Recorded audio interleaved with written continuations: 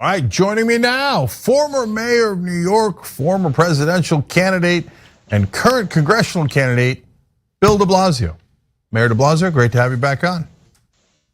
It is good to be back with you, Cenk. Reminding your audience, you were one of the first people to ever recognize in 2013 that little old me was going to win the mayor's race. You called it, baby. Thank you, I appreciate it.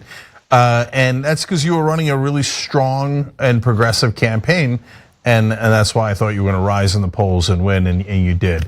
So, and here we are again now. So now you're running in the 10th district in New York. There was massive redistricting in New York, created this maelstrom of political machinations, and now there's a ton of people in that race. So, including some progressives, some real progressives. So. It's very rare that there are two progressives in a race, let alone more. But certainly Mondaire Jones would be considered progressive, and he's also in this race. So tell us why folks should vote for you instead of the others. First of all, I love the phrase "maelstrom of machinations." It's this district was just the strangest thing between redistricting, court cases, everything, and suddenly there's a brand new congressional district no one's ever seen before in Brooklyn and Manhattan. So you're kind of right the way it happened. But look, my view is this. I ran for mayor on a thoroughly progressive platform, and then we went and did it. And this is the crux of my argument, that progressives can actually get something done. We are not just about pushing the spectrum, which we should do, or fighting noble battles in an impossible Congress, but actually getting things done. So we did, and we created universal free pre-K and 3K for all here in New York City. Paid sick days, $15 minimum wage, rent freezes for rent-regulated tenants. We did that multiple times. There are so many pieces of the agenda that we brought to life. And I think the difference is there can be good progressives running against each other who share values, but the question is who knows how to set the agenda and bring it to fruition and actually get the change our people need. Working people are suffering, especially with the dynamic of COVID and everything that's come with it. And exactly what I've tried to do in my 8 years as mayor, which was fight inequality, particularly income inequality, come up with things that actually could happen and reach working people. That's what I want to do as a member of Congress. And Cenk, if you were to say, hey, dude, you might be in the minority in the House, I'd immediately say a Congress member can fight to get the administration to use all its tools for progressive change, which they are not doing, and fight locally and fight on the state level as well. So to me, it's a platform for tangible progressive change. And what I'm telling people is, I've actually done it. I believe in it. I can show you that we can actually continue to achieve this change. That's why I'm running. Well, you read my mind. I was going to go there, so let me go there now. So first, I fact check guests on the show all the time. So I'm here to tell you that that Mayor De Blasio did actually do a renowned universal pre-K program, and it did work. And he did do a bill guaranteeing paid sick days for all city workers, and it did work. So you have to tell the good and the bad when it's appropriate. In this case, those things are true. But Mayor de Blasio, when you go to Congress, it is a different dynamic. And the people blocking similar legislation, with universal pre-K, paid family leave, child tax credit, et cetera. Yes, they're Republicans. There's a wall of Republicans. They all disagree. They don't want any of it. But there's also Democrats like Senator Manchin, Senator Sinema. And what do you do? And what would you do right now? I mean, we found out today Manchin's blocking climate change, any climate change legislation, any increase in taxes for corporations or the wealthy. So if you were in Congress, what would you do with a problem like Manchin? I think there's two pieces to the equation that I see immediately, and I think it's a tragedy that Joe Manchin took the stand he did. I can't say anyone didn't see the pattern of his game, but he did tell people consistently in the last few months that he could get there on climate, on higher corporate taxes, on prescription drug costs, and suddenly, the rug's pulled out from us once again. So I think the jury has come back on who Manchin is and who he wants to be, and it's really a tragedy for this country. The two things I would think of immediately: one, okay, change the venue, go to the executive branch. I think the Biden approach, I think the vision was great and is great, Build Back Better, so many other pieces of legislation that are right on target, and yet there was a deference to the legislative process, and the legislative process hasn't been functioning. So then the question is, how do you crank it at the executive level, do every conceivable thing, no matter how much spectrum pushing it takes? And I don't think to date Democrats and progressives have done a good enough job putting pressure on the Biden administration to use every tool, every weapon, just go for it, because it's clear. And this last thing from Manchin just proves it. Legislating, tragically, is not working except for in a very few areas. Go full on with executive power. The second point is to try and change the dynamics of what's possible. $15 minimum wage, we all remember when people used to dismiss that. A bunch of us fought for it all over the country, made it a mainstream issue. Pre-K for all that I did, I had to get that by a Republican state Senate and a quasi-Republican Democratic governor called Andrew Cuomo, who both tried to stop it. We had built so much popular support for it, they couldn't. I think if you know there's states where there's a senator in the way, you got to go and organize in those states and work with local forces, local progressive forces to raise the heat. And that doesn't always mean primarying some, because primarying a lot of times is not going to get you anywhere, but it does mean forcing their hand from underneath in every way we can. And I guess one third thing that makes a lot of sense, when you're stymied at the federal level, go to the state and local level. New York is a relatively progressive state, but we're really backwards still on a bunch of issues. We still haven't gone far enough on taxing the wealthy and corporations, for example. If you can't win the battle in one venue, go to another venue, and that helps to push the spectrum in a bigger way. Okay, well, pressuring Manchin and Biden is music to my ears. I'll be honest about that. I don't think anybody who watches TYT would be surprised by that. By the way, the website is BillDeBlasio.com. Mayor, let's go to another tough question about what happened in Congress. So progressives wanted to couple infrastructure bill with Build Back Better, and they said if we corporate Democrats and Republicans wanted the infrastructure bill, Joe Manchin wanted the infrastructure bill. If we decouple it, we won't be able to pass Build Back Better because Joe Manchin isn't going to keep his word. There was a lot of drama around that, and ultimately everyone but 6 congresspeople allowed the decoupling. And it turns out, let's be honest, the 6 were right. Once it was decoupled, Build Back Better was eviscerated and now does not exist. Now you have the benefit of hindsight. You weren't there at the time, right? But and it's not an easy question in politics because in the New York delegation you got AOC and Jamal Bowman that didn't want to decouple, so they voted no on infrastructure bill.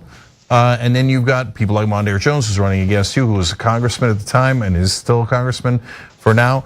And Hakeem Jeffries, also the New York delegation, that said, no, it's okay to decouple because we got to pass the infrastructure bill. How would you have voted? I'll be scrupulously honest. At the time, I thought there was so much momentum and relative good faith to get Build Back Better done that I would have said, okay, the infrastructure bill is stunning unto itself, right? I mean, as a progressive, I yearned for something like that infrastructure bill for decades and thought it was next to impossible. And so let's give it its due. It was a huge victory. But I thought that Build Back Better would happen in some substantial form. The progressives who said, hey, we're being hoodwinked, unfortunately, especially in the last 24 hours, they've been proven 100% right. And I'm sad. So I would have thought, hey, we can do this infrastructure bill. It is, it's so good. Let's do it. And we'll finish with Build Back Better after. But unfortunately, we learned a powerful lesson that, as you say, the corporate Democrats, once again, have proven that they cannot they don't play by the rules they ask of us. And I think this is such an important point. Progressives are asked to go along with moderate Democrats when the moderate wins the presidential nomination or whatever other choice you want. Progressives are always told, fold in, for the greater good, to stop the Republicans, whatever. And we traditionally do. But when the shoe's on the other foot, there is not such loyalty. And this is a prime example of it. So I think I would have thought move infrastructure. I think I would have been wrong. And I have now watched this scenario, and it informs me that until we see people like Manchin and Sinema act differently, then we should play hardball with them. Yeah, here, and we'll hold you to that if you win. Okay, so I want to ask you about your time in the mayor's office, because it was an enigma, to be honest.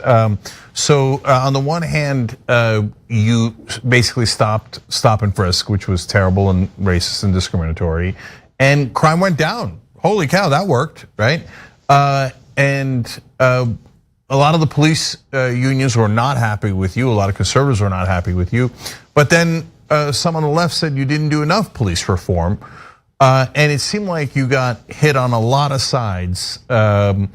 So what happened when you were mayor of New York? In terms of driving your polling numbers down, what do you think was the main cause of that? Well, Jack, I have been very painfully transparent about the fact that I think I didn't handle some things the right way. I think I failed to give, particularly in my second term, a clear enough vision. I offered this in the Atlantic a couple months back as sort of painful learned advice that I offered Joe Biden, that I think I forgot to give people a clear sense of direction. We did a very substantial amount of police reform on all sorts of levels, but we stopped making clear to people what it was, and we stopped talking about the next steps in a way that was coherent. I think you just said something really important. I was attacked by the police unions pretty much from day one until the end of my administration. And yet folks on the left were like, well, he didn't do enough. Well, I always felt like, hold on, guys. We ended stop and frisk, and we instituted neighborhood policing. We retrained the entire police force in de-escalation. We empowered the Civilian Complaint Review Board. We did all these progressive things, and the police unions were attacking me all the time. So you'd think that would send a signal, hey, this guy's moving things in the right direction. But I don't think I articulated the vision well enough. And I think I made mistakes during an incredibly challenging time around COVID and the protests in May and June of 2020.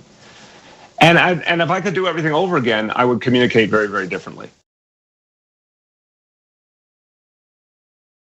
Are adopted folks more likely to be against choice? Oh, interesting question. Well, that's among the things that we're going to talk to Annie Wu Henry about. She's a communication specialist for progressive campaigns and organizations. She's a digital organizer for PA Stands Up. Annie, welcome. Hi. Hey. Thanks for having me. No problem. So look, it's a starting point for a conversation. You were adopted, and apparently some people assume that means that you would be against choice. I don't know why that assumption is. I mean, I could figure out why that assumption exists, but is that true? No, and I think that, the solution that adoption is for an unwanted pregnancy is just it just doesn't make sense to me as an argument, because it really isn't. It's not an alternative to abortion, because it doesn't stop you from being pregnant. It could be potentially a solution if you don't want to be a parent and you do want to carry a pregnancy to term, but it is not a solution if you do not want to give birth. It is not a solution if you don't want to be pregnant. And so I really don't understand why that is just thrown around as like, well, you can just put your child up for adoption. And it's also like the adoptee community, you're kind of speaking for us, and you probably don't know that much about the topic. So why are you doing that? Well, it's because they're right-wingers. They'll talk about things that they don't know all the time. It's kind of what they do for a living. But I love that distinction you made. I hadn't heard that before. I mean, adoption is about whether you want a parent. It isn't about whether you want to be pregnant. That's a different question, right? And so, Annie, yeah, but for example, my grandmother considered having an abortion, very, very seriously considered for about, and that turned out to be my dad. And she chose not to at the end, and so that's why we're here. But that was her choice. I think a lot of times people miss the fact that people can choose to do what they want, and it doesn't mean that everybody's going to terminate their pregnancy, right? Right. And I think that, the question that I get posed, which I, again, don't really understand why, is like, well, you wouldn't be here. Like you're saying about your father, you wouldn't be here if your mother had an abortion. And there's a lot of reasons why any of us wouldn't be here.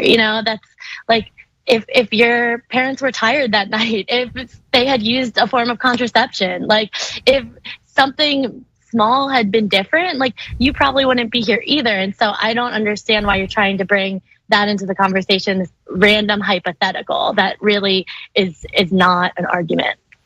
Yeah, you know what? Another great point, because you wouldn't be here applies to is weird in a lot of ways. First of all, okay, maybe my grandmother would have had a different kid later, and then they would have had a different kid, and that guy might be better than me. And now he's not here. Are you guys happy?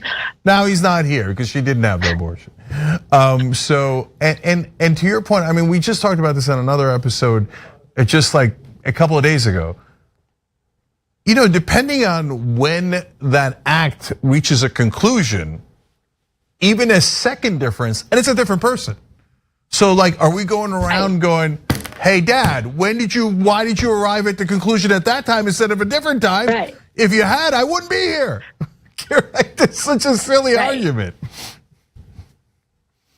Okay. Yeah, I don't understand that argument in general. Nobody brings it up to anyone else. Like, just the fact that I was adopted, okay. And you could really use that argument for anything in life. Like if you get in a car, like you could get in an accident at any point. Like you can change the theoretical future for any situation, but all it is, like, it's just hypotheticals. Like it doesn't matter. It's not an argument. I'm picturing people having super awkward conversations with their parents. Okay. Or people yelling at my dad going, you know what? If you'd lasted longer, he wouldn't be here. Okay, anyways, it got weird. Anyways, so Annie, you did at least one video that I saw about abortion, and you talked about a couple of different ways that it affects people, and I wanted to just give you the floor on that a little bit, and have you talk about that reaction that you had. Yeah, I think that, obviously after the decision from the Supreme Court came out, there were a lot of really justified emotions from everyone of being mad at, the justices, at being mad at legislators, at being mad at a lot of different things, or being upset at all of these things, which again, all of those reactions are very, very valid.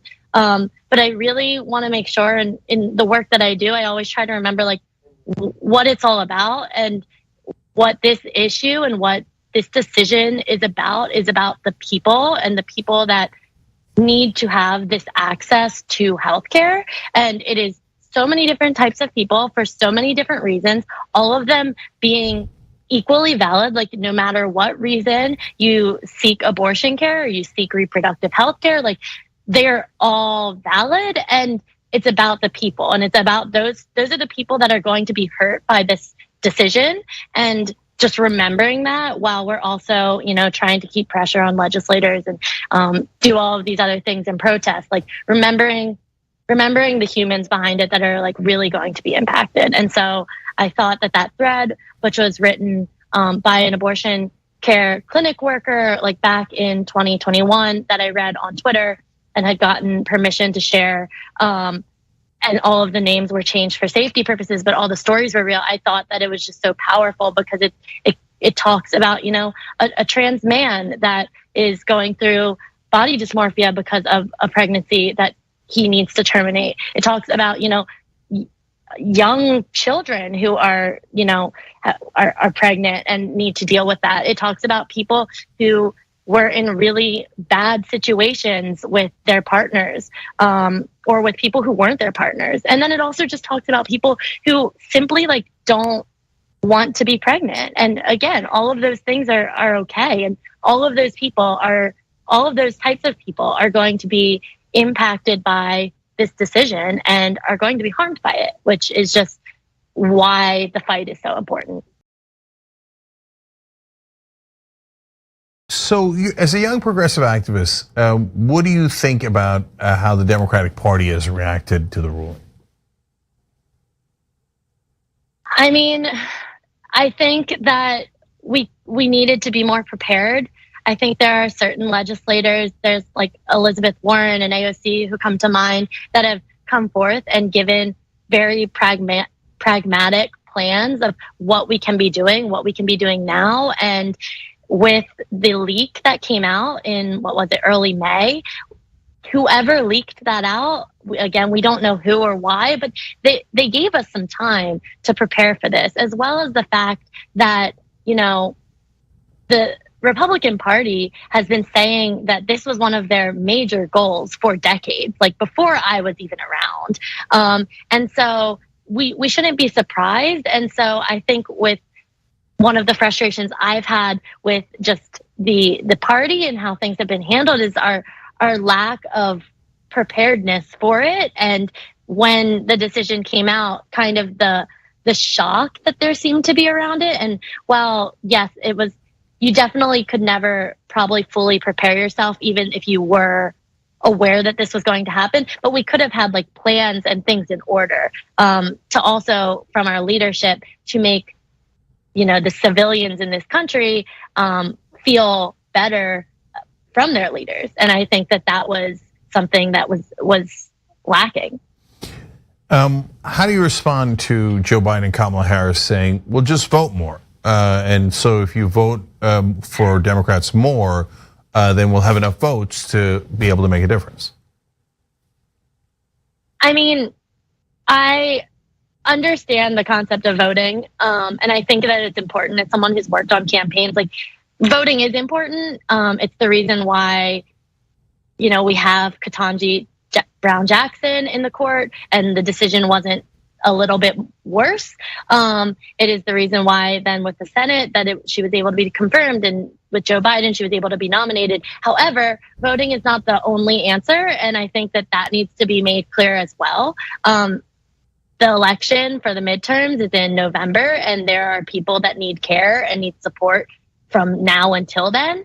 And so voting, I think, is something that, yes, is a talking point, but it should not be the only talking point. We also need to be taking action. We also need to be putting pressure on our current electeds to do what they can now. Again, like I was saying, like there have been plans been put forward by people like AOC and Elizabeth Warren that we can be enacting and we can be fighting for. And so I think saying just vote is like very simplistic and also just very annoying to people because they have been voting, and it didn't help in certain cases because of some of the flaws in our system.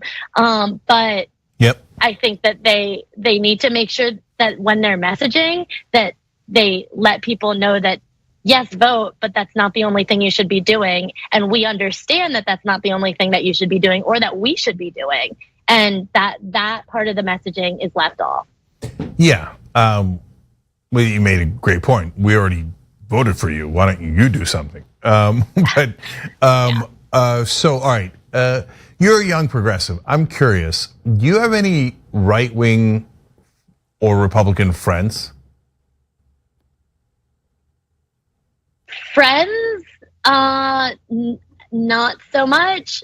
Which it's interesting because I'm from a very rural conservative area, and I have a lot of my best friends that I grew up with that I've known since we were too young to know anything about politics, and we all grew up and have similar views, and we were talking about that. And I like to think that I surround myself with people who care about others, who try to listen to experts, who try to listen to facts, who try to think critically, who again care about more than just themselves, who aren't just driven by things like money. And so I guess it makes sense then that the people that I surround myself with are progressive, or that align with my political, or I'd say like human rights views.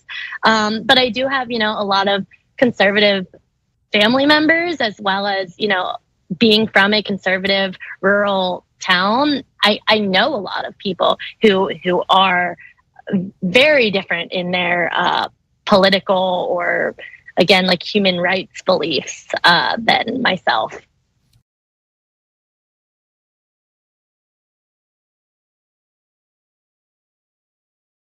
Do all of you know the Young Turks?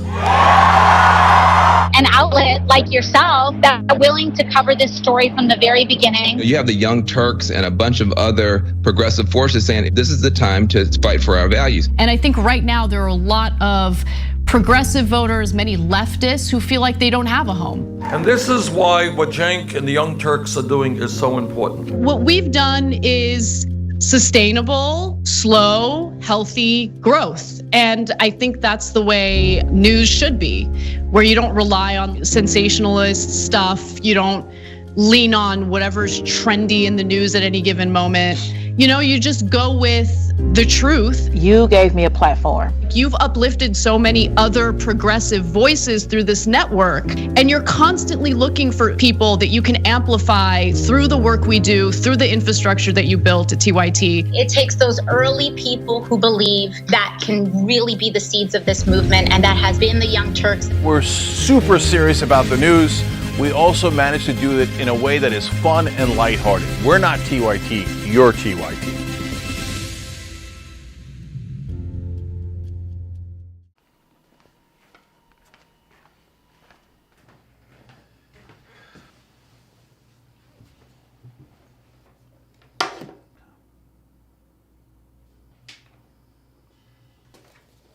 Welcome to the Damage Report. I'm John Idarola. This is gonna be a big one. Meanwhile, in the Arctic, you know where this is going. You watch the Damage Report, the Arctic's on fire. Obviously, why would we be talking about the Arctic except to tell you that it's melting once again? The Republicans aren't that interested in it. I wonder why. Lift out of poverty up to 3.7 million people, including an estimated 1.3 million children. Hashtag save the children? Not if it costs money. I mean, come on. Welcome to Indisputable. I'm your host, Dr. Rashad Richard. We got a lot happening today. But what do we do on this show? We tell the truth. You know why we tell the truth? Because the truth is simply indisputable. Rashad, great to be here. Congratulations on the new show. And I gotta let everybody know that Rashad and I go way back. Here's the pattern that we see in all of these Karen stories. They think they own stuff they do not own. Now, where does that come from? I don't know, maybe slavery. Maybe they think they should still own black people. This is what happens when Karens weaponize the police. When you're used to privilege, equality seems like oppression. It hits you in a certain way when someone is holding you against your will, treating you like you're a criminal and you're an innocent person. This is something that black people face no matter where they are. A stronger black economy lends itself to a stronger, greater economy. Don't think it's exclusive of you, it's inclusive of you. What's your beef with critical race theory? It adds more fuel to the fire of the racist tendencies that we already have. We have a generation of problem solvers that can remedy the problem if they are properly taught what the problem is. You know who created redlining in this country? It was a white liberal. I don't give a damn who created it. If it's a racist policy, Shelley, here's what I don't know. I don't know. See, there you go filibustering, brother. You're scared of this truth, but you're gonna get it though.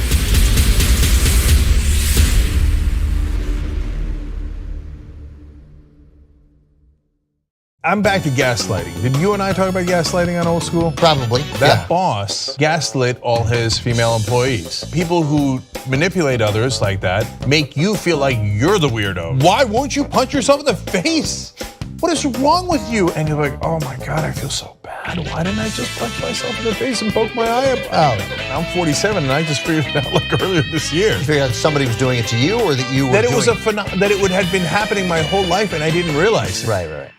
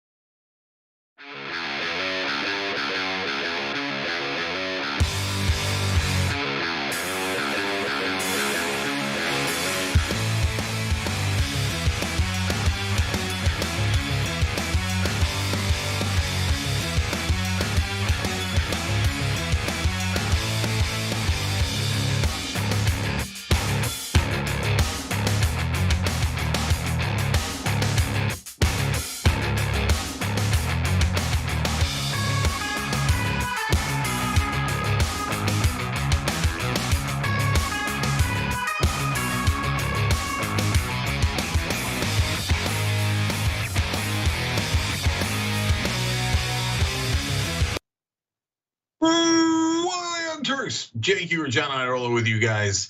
Anna's away on vacation this week, but please watch us anyway. I mean, look, I know main attraction, etc. But we're trying to hold down the fort. You know, John and I exist. Give us a break, okay? So we do have amazing stories for you guys today. A little bit of fight back from progressives. Okay, we're gonna get to that. And then of course we've got plenty of mess in the show, but also really bad news for Trump. So there's a tiny bit of like, I mean, we're missing the Salt Queen, but maybe it's Sugar Bay that's sprinkling in a little bit of good news here into this show. So having said that, John, take it away. Yeah, Sugar Bay would definitely be like the patron saint of me, by the way. But anyway, yeah, let's have a little bit of fun being delivered by Bernie Sanders, as you'll see in this clip. Mr. President, is Joe Manchin negotiating in good faith? I didn't negotiate with Joe Manchin. I have no idea. Okay, so that's Joe Biden, and he's been trying supposedly to get some sort of deal with Joe Manchin as month after month after month ticks by, getting on towards half of his first term, likely his only term. And at every single step of the way, either Joe Manchin or sometimes Joe Manchin will tag in Kirsten Sinema, just comes in and destroys the entire thing. And we're all watching this, waiting for something to happen. And we're supposed to believe that something will happen that will get Joe Manchin to act right, to change his mind, or more likely start to ignore his donors. Maybe it will be one more lunch at the White House. I don't know what it's supposed to be, but we understand and have been telling you at every step along the way about who Joe Manchin is, who he is in DC to represent, and thus what we can expect out of this process. Now, some in the media pretend to not understand these very core things. And we're gonna have a demonstration of that with an awesome rebuttal from Bernie Sanders. Let's take a look. Senator Joe Manchin, of course, abruptly pulled the plug this week on the Democrats' No, Martha, he didn't abruptly. Martha, okay. He abruptly on Friday. He didn't abruptly do anything. He was negotiating sabotaged for a while. the president's agenda. No, look, if you check the record 6 months ago, I made it clear that you have people like Manchin, Sinema to a lesser degree, who are intentionally sabotaging the president's agenda, what the American people want, what a majority of us in the Democratic caucus want. Nothing new about this. And the problem was that we continue to talk to Manchin like he was serious. He was not. This is a guy who is a major recipient of fossil fuel money, a guy who has received campaign contributions from 25 Republican billionaires. So that is Martha Raddatz, and she's, I don't know, maybe she believes it to some extent, but she's trying to present to the viewers that something abruptly happened, that Manchin had a change of heart, that the negotiations fell through at the last minute, and that's simply not reflective of the process nor the personalities. And so I love having Bernie Sanders there in his very characteristic fashion, who is not going to accept that attempt to spin. But Cenk, I had a feeling you'd probably like that. Yeah, definitely. I loved what Bernie said. It's about damn time. I'm gonna get back to that. I'm gonna get back to Martha Raddatz in a second too, because I think that's relevant. But first, I've got to comment on the Biden clip because it appears to be major news. So Joe Biden never negotiated with Joe Manchin. Senator Manchin sunk Joe Biden's entire agenda, and he never negotiated with him. Nah. Okay, so if that's true, it's massive news, and it is news of enormous incompetence or indifference. I mean, everyone acknowledges. I mean, the Democrats almost brag about how Manchin has sunk the entire agenda. Oh, there's nothing we can do. It's Manchin. It's not Biden. It's not Pelosi. It's Manchin. You never talked to Manchin? You never talked to Manchin. That's absurd. That's absurd. If that was true, it would be the biggest political malpractice of my lifetime. But of course, it's not true. Biden is lying as usual. He's on the record as having talked to Manchin and negotiated with him several times. And you know how Joe Biden negotiates. Oh, okay, Joe, I'll give you everything. Is that good enough? And then Manchin's like, no, because I was never gonna do this. I just work for my donors. And Biden's like, deal. Okay, he doesn't care. He agrees with Joe Manchin. But it is an indefensible statement. All of American press should pick it up and go, wait, is this even 1% true? Because it's insane not to have negotiated with Manchin. And again, he did. He's just lying as usual. Or maybe he just doesn't know what day of the week it is. He doesn't know that he's president. He doesn't know that he's on this planet. I don't care. Look, all of you Democrats pretending to catch feelings about, oh, how can you say that about Biden? Really? After all this time, really? Come on, you know it too. He barely mentally competent. Come on, everybody knows that. Do you explain that answer? Manchin, I didn't negotiate with him. I never did it. Oh, okay, well then you're a loser. You're a president who's not in charge at all. The buck stops, I don't know, over there or something. What's the buck? I don't know what the buck is. Okay, total loser. Anyway, now getting on to relevant political figures like Bernie. Actually, first, Raddatz. Raddatz not only does the standard Democratic talking point that she's been handed by the Democratic leadership. Okay, yes, Joe Manchin just had a change of heart. Oh my, all of a sudden decided to pull out. No, he's corrupt. He's been corrupt from day one. But I mean, the very, very, very last people that will find out about corruption is every reporter in Washington who'll be like, corruption? Oh, the billions of dollars? Oh, the billions of dollars. Oh, that affects the politicians. Okay, and she seemed offended on behalf of Joe Manchin with even on Bernie's light criticism. She's like, the whole time she's like, right? Okay, so you can watch the clip. Of course I'm doing hyperbole, but not by much. So now finally to Bernie. Yes.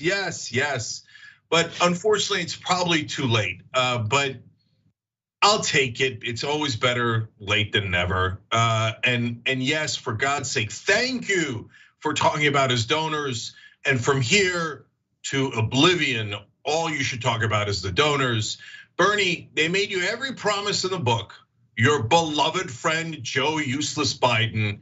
Every person in Democratic leadership, your other beloved friend, Chuck Useless Schumer and Nancy Useless Pelosi, they're all your enemies, Bernie. They help destroy your agenda. They do it way better than the Republicans do. So maybe he's at least realized that Manchin is not a friend. It's a good start. And he should talk about how they're all massively corrupt, including his beloved friend, super corrupt Joe Biden. Yeah. You know, they really never should have put those people in leadership. That middle name should have been a massive red flag. But anyway, yeah, Martha Raddatz either doesn't accept the reality that 99.9% of all these politicians are corrupt, or as maybe you would come down on this side, simply will not tolerate open discussion about it. We are supposed to believe that America is better. American governance is better. There's petty corruption all over the world, but not us, not us.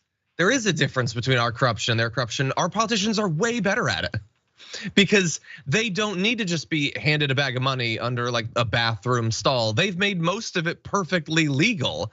Like the petty regimes overseas haven't necessarily gotten to that level of sophistication in it.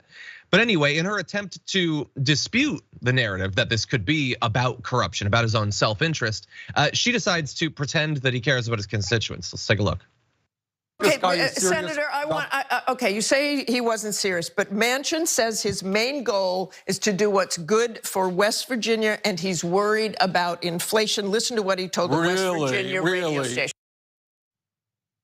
Yeah, and if Bernie has a dismissive tone, it's because it merits nothing more than a dismissive tone. Oh, Manchin says that he wants to do what's best for the people of West Virginia. Yeah, and has she looked into the damage that climate change is going to do to the people of West Virginia? Or even if we weren't just focusing on the climate change element of this, we know how badly the people of West Virginia need a variety of the forms of help that would come in this larger infrastructure bill.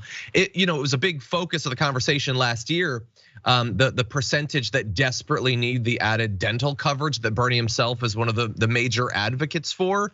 Is Joe Manchin looking out for them there? No, he'll come up with something. It'll be the deficit until it's not the deficit anymore, and then I guess it'll be inflation. It'll be something abstract that he'll never be pinned down on exactly what number would be acceptable for us to actually help people for. There's always gonna be something like that. He's a goddamn politician, and Martha Raddatz is acting as if it's a philanthropist, as if it's like a guru or something. Like he's just a selfless guy who's looking out for all he literally owns a coal company, and she's acting as if he's a grassroots activist, Cenk. Yeah, so look, in terms of the charge that Bernie made about the billionaires, just speaking of the donors. So we looked it up, it's true. Right, huge Republican donors give money to Joe Manchin. So Robert Kraft, owner of the Patriots, Ken Langone, one of the worst right wingers in the whole country, one of the co-founders of Home Depot. Then there's private equity moguls, et cetera, right? So tons of massively rich Republicans giving money to Joe Manchin, tons of corporations giving money to Joe Manchin. So, and like today it happens to be Martha Raddatz, but I mean, it's literally almost every single so-called reporter and so-called news anchor in Washington. So she does the same mistake as everyone else, which is, oh, donors, never heard of them. Never heard of them. That affects politics? Never heard of it. Well, instantly, you're the worst reporter in the world. You should retire, but all of you should. And then second of all, Manchin says the good people of West Virginia. Who cares what Manchin says? Why don't you look at the polling? Okay, put aside our views on climate change, be neutral to maybe 99% of the world's scientists are lying, maybe they're in a global conspiracy. What am I, a reporter? I can't figure it out. So forget all that, okay? And just look at the polling. Do the people of West Virginia actually want the provisions of Build Back Better? Well, I mean, Bernie's gonna get into it right now. I can get you an even longer list than Bernie's, but no, the answer is overwhelmingly, the people of West Virginia do not come close to agreeing with Manchin. They want paid family leave. They want child tax credit. They want all of those things. I can show you the polling. But Martha Raddatz has never seen the polling. She doesn't care. She just cares. Oh, beloved corporate Democrat Manchin has lied. I would like to repeat his lies as if they're true, and then challenge you aggressively with them, Bernie, as if they have any validity at all.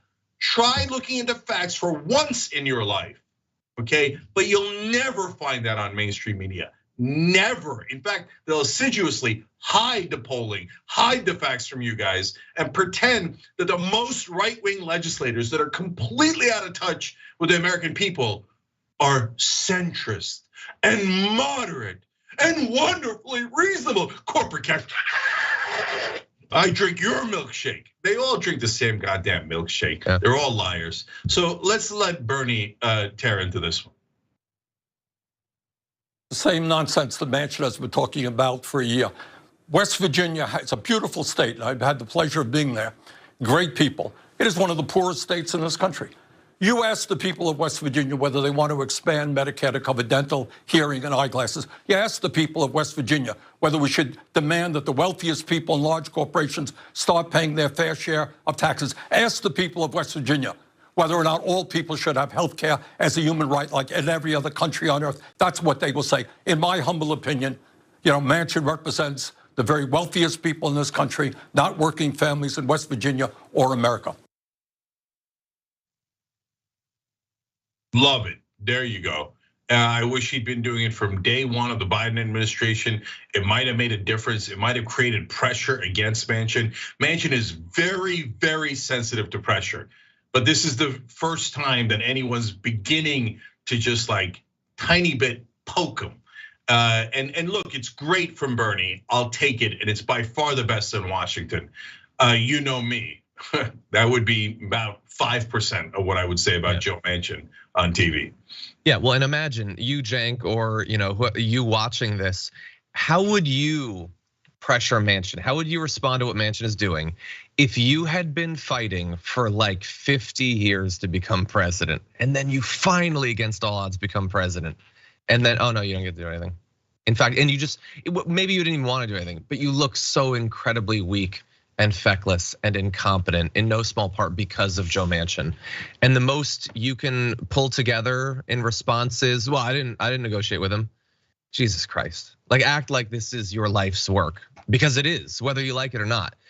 Now, anyway, Bernie identified who Manchin is actually working for. And so let's remind people of that. We're gonna jump ahead to the second graphic. The nation's largest coal producer, Peabody Energy, their PAC donated $5,000 to Joe Manchin just last July. What do you know? They wanted to get out in front of the negotiations over that bipartisan infrastructure bill. It's weird. They gave $5,000 just because they're enthusiasts, they're boosters. It's not to bribe him or anything. And honestly, it seems comical in the wake of it. I don't think they needed to give him that money. The dude was never gonna do anything to stop the earth from burning, but they gave him the $5,000. Here you're seeing, I think, a much more interesting graphic, put together from Senate disclosure forms by Andy Hirschfeld on 218 Investigates. That's just the dividends Manchin was directly getting each year from Enersystem, so his energy company. The $5,000 obviously is interesting, but we're talking about way, way larger sums of money right there. And that is not going into his campaign coffers. That's going directly to him. That's money that one can use to buy another Maserati or perhaps another yacht. And indeed, he's done that. Now, he's gotten that under the current regulatory regime that we have for fossil fuels in America. Would he still be rich under some sort of revised one? Sure, he'd be endlessly rich. He could never spend all the money, but that's never stopped a rich person from condemning us all to a fiery wasteland of a future. And so for his donors, also for his own personal investments, why the hell would he allow the Biden administration or any administration to shake things up, to start to do more regulation on fossil fuels, to start to invest and subsidize in getting domestic renewable energy off the ground? Why would he do that? I'm not asking you, I'm sure that you understand that. I'm asking Martha Raddatz. Why would he do that? What more evidence do you need of a person's personal corruption, political and personal, that they would do all of this for the good, I guess, of their donors, but also especially of themselves? The idea that you could look at those dividends year after year and then say, I bet that's a guy who cares about the people living in the holler or whatever. How could you possibly think that? And how could you be paid, I'm assuming, millions of dollars a year to pretend to believe that, to misinform so many people on a network like ABC? Well, that's why they pay the millions of dollars, so that you could be a good news actor and not a good news anchor. If you were a real news anchor, you'd be asked to leave the premises immediately. They're like, you're talking about the real reason for politics? The massive corruption? All those billions of dollars that go right, by the way, into our pockets, Martha, here at ABC? Mainstream media is the single biggest beneficiary of political corruption in America. The media gets almost all of the money in politics in the form of advertising. That's why they purposely avoid ever talking about that corruption, which has made them all millionaires. Yeah. And maybe Martha Raddatz doesn't know that. And again, it's not about her. It's about every reporter and every anchor that's on. But they're picked to be lapdogs of the powerful and maintain the status quo. Even if they don't realize that, I got news for you. That's why you're picked. That's why you're on television. That's why you get paid the big bucks to not do journalism. And finally on Biden, John, look, why did he try to be president for 50 straight years? We project our decency and our principles onto these people. No, 99% of politicians are terrible people who only care about their ego. Joe Biden's never cared about a policy in his whole life.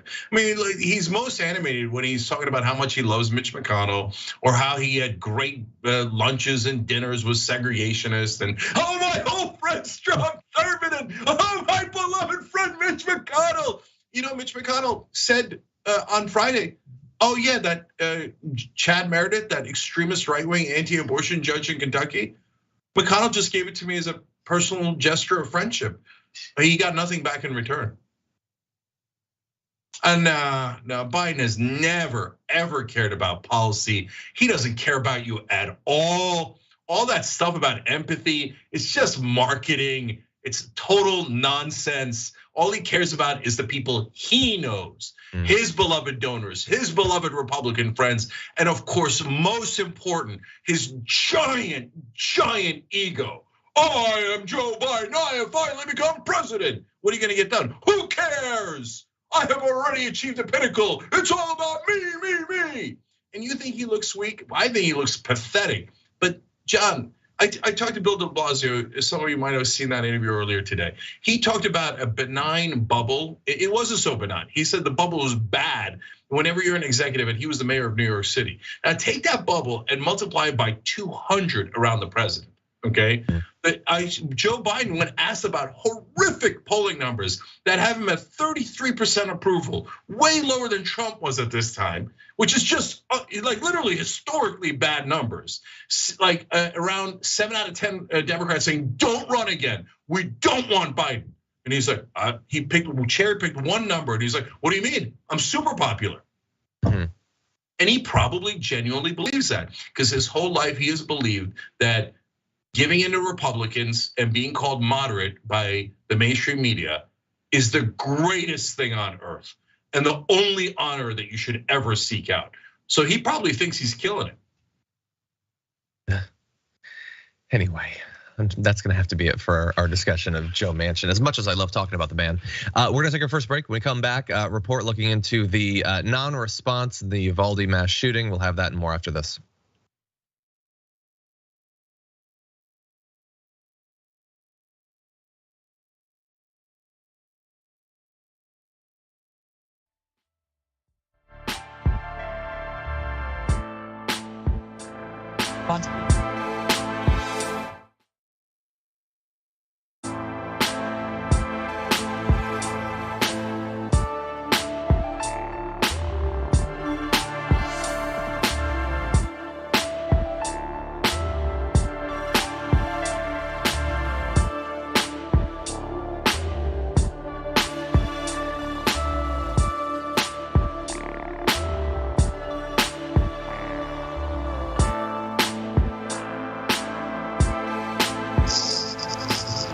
Back on TOT, so many good comments on every platform.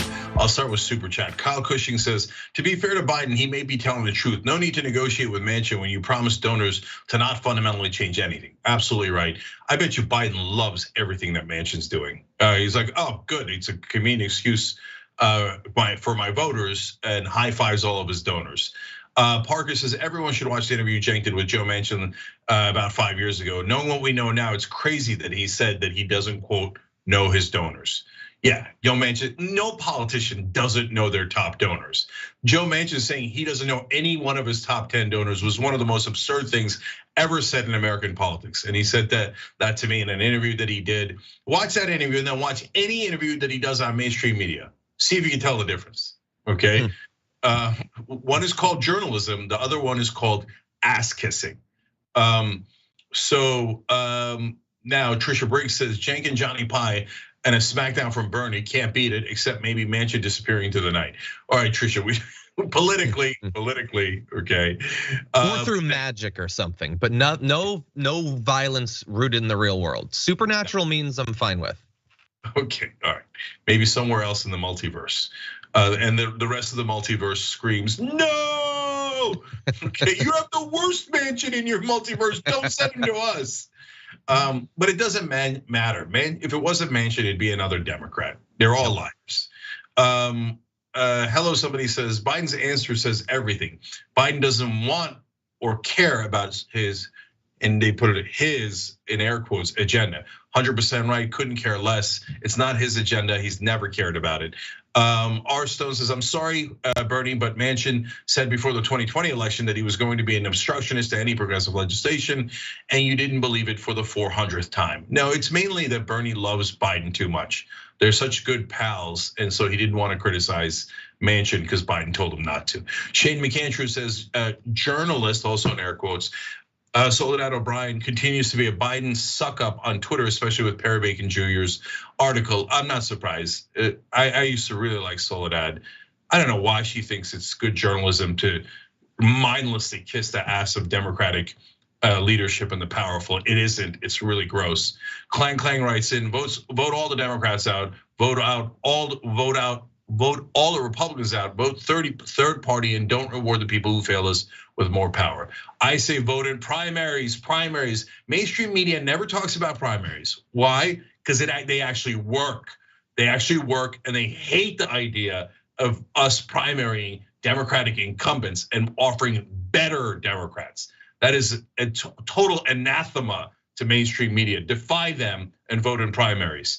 Goose Jail says Biden's a dino. He's fine with the way things are. This is all theater. This is on Twitch, and he's totally right.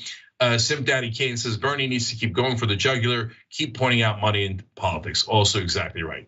We'll be right back.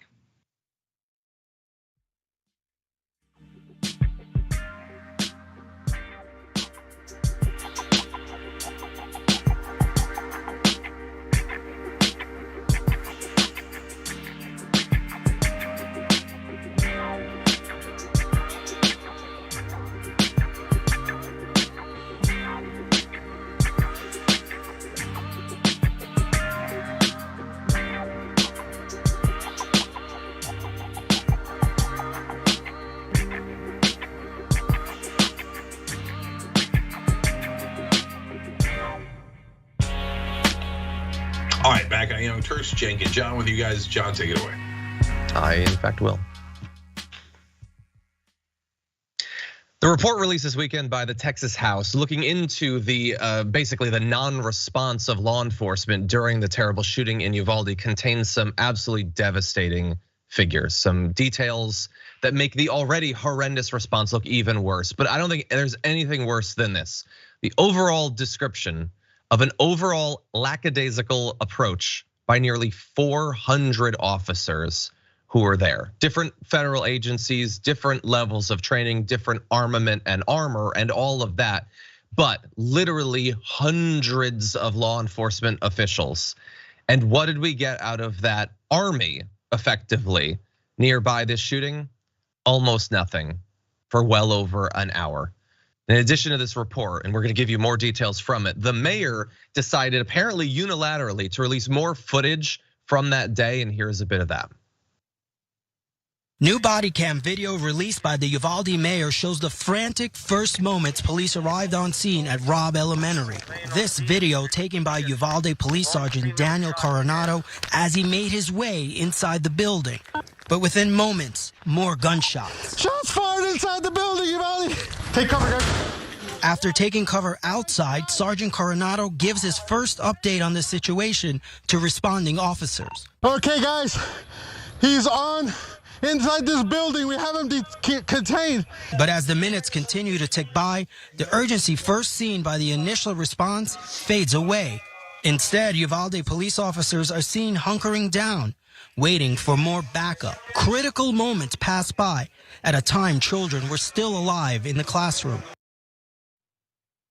Yes, critical moments were passing by, but let's also be clear, many critical moments, something like 77 critical moments, during which, although the report will not make this clear, I feel confident saying lives could have been saved, but were not, for a lot of reasons, none of which are acceptable. But take a look at this. According to the report, police who made entry knew there had been gunfire because there was a cloud of debris in the hallway, bullet holes in the walls, spent rifle casings on the floor, but there was no evidence officers had, quote, any contemporaneous understanding as they arrived in the building that teachers and students just then had been shot inside the classrooms. And so they, and this is what we've heard from the beginning, believe that they had a guy barricaded, a suspect that was now locked down in a location.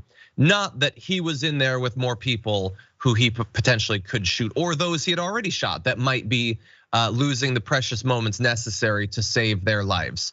I feel like, Cenk, we've now identified a group of 400 people who didn't understand that those were the stakes, and maybe the only 400 people in America, because, and I could be misremembering this, I felt like in real time we all knew about that.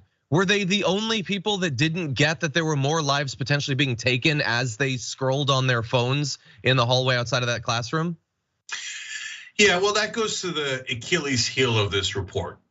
So understand that the report has some positives in it. Positives as in, hey, it's important to know some of the details of how many cops were there from which the departments, which I'm going to get into in a second because it's very important. And it does talk about how obviously the response was not good. It was lackadaisical. It uses some couple of harsh terms, etc. Okay, so that's the positive. But now there are three huge negatives. Number one, understand that this is largely an exercise in scapegoating. Because if they really wanted to have accountability, they would hold all of those police departments that showed up accountable, and they would talk about the things that I'm going to talk about in a second. But instead, at first, they tried to scapegoat just the school police chief. Now they realize, oh, that's not going to work. There was 400 cops there from all these different departments. Fine, we'll throw in the acting police chief of Uvalde as well. Why? Why are the guys on the ground being thrown to the wolves? Well, number one, they deserve it, absolutely, right?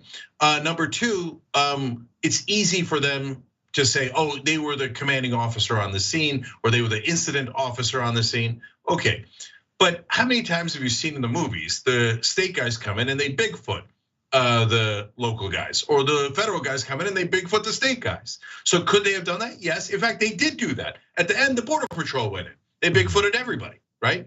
But the failures of all those other cops are barely mentioned. Why? Because they have more power.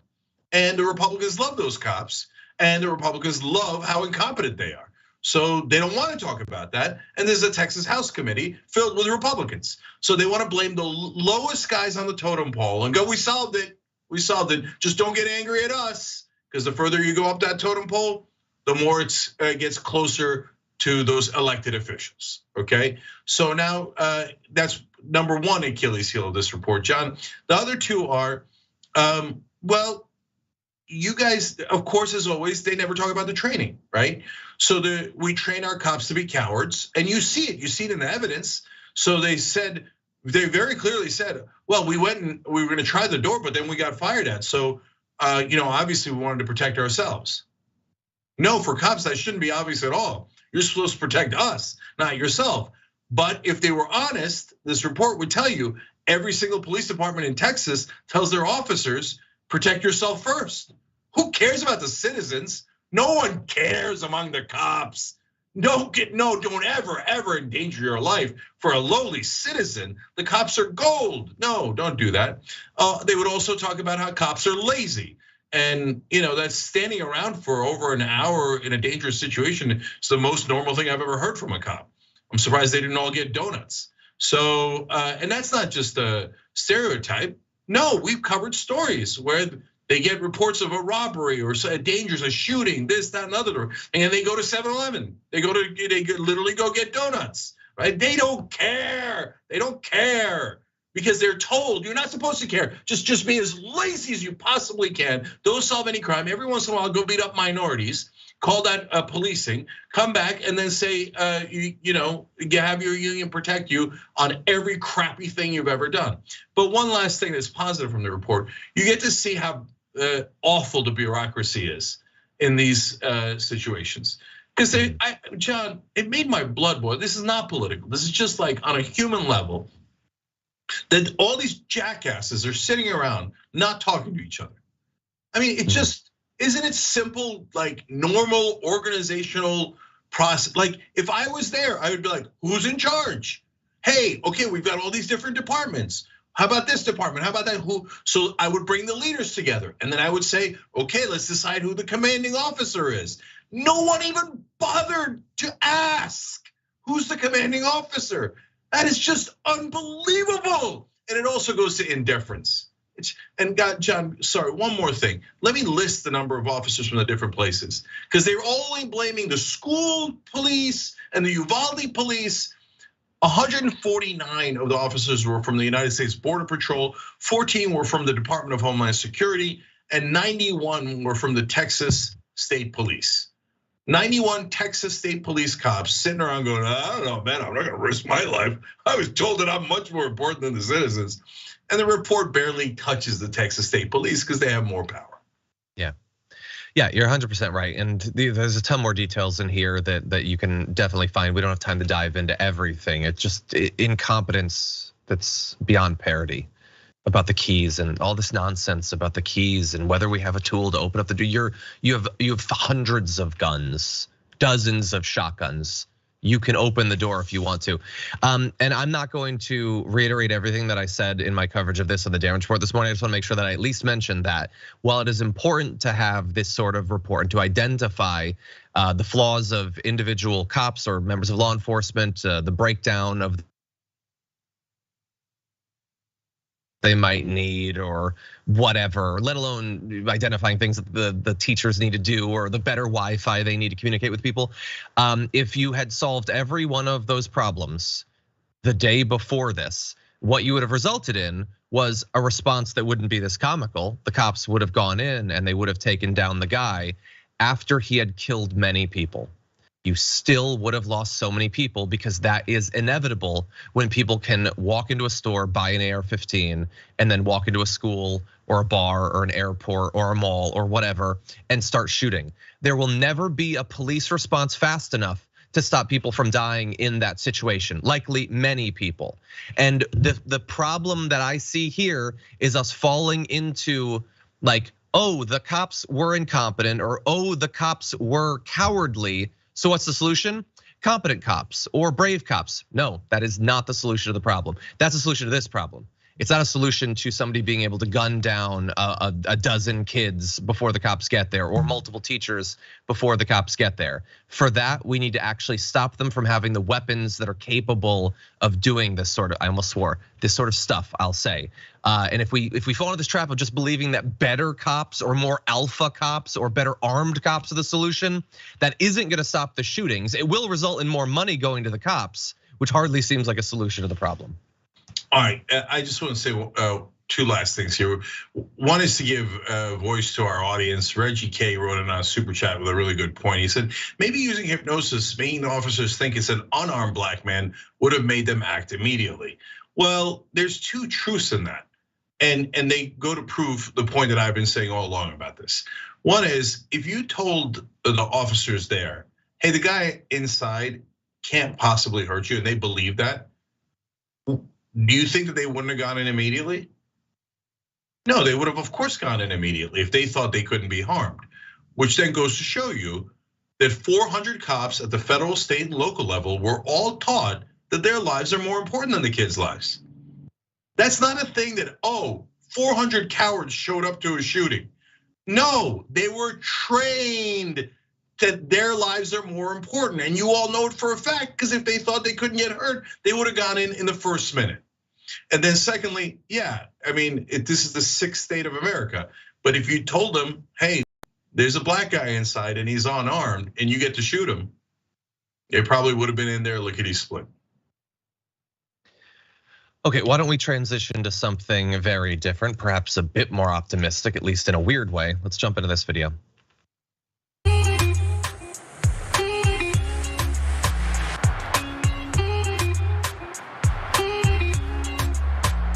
Yes. I don't want him to. I like what he stands for. I like what he does, but he upset too many people, and he upset him really bad. So I don't think he's good for the party.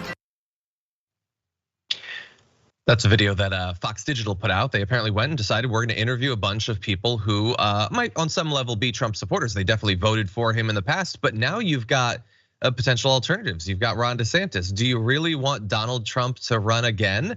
And they decided, unless this is truly representative, at the very least, they're clipping out a bunch of former Trump fans that are not down with him anymore. And we want to show you a bit more of that. You know what? I voted for him for my very first time. I voted for him. I don't think it'll be best for our country for him to run for re-election.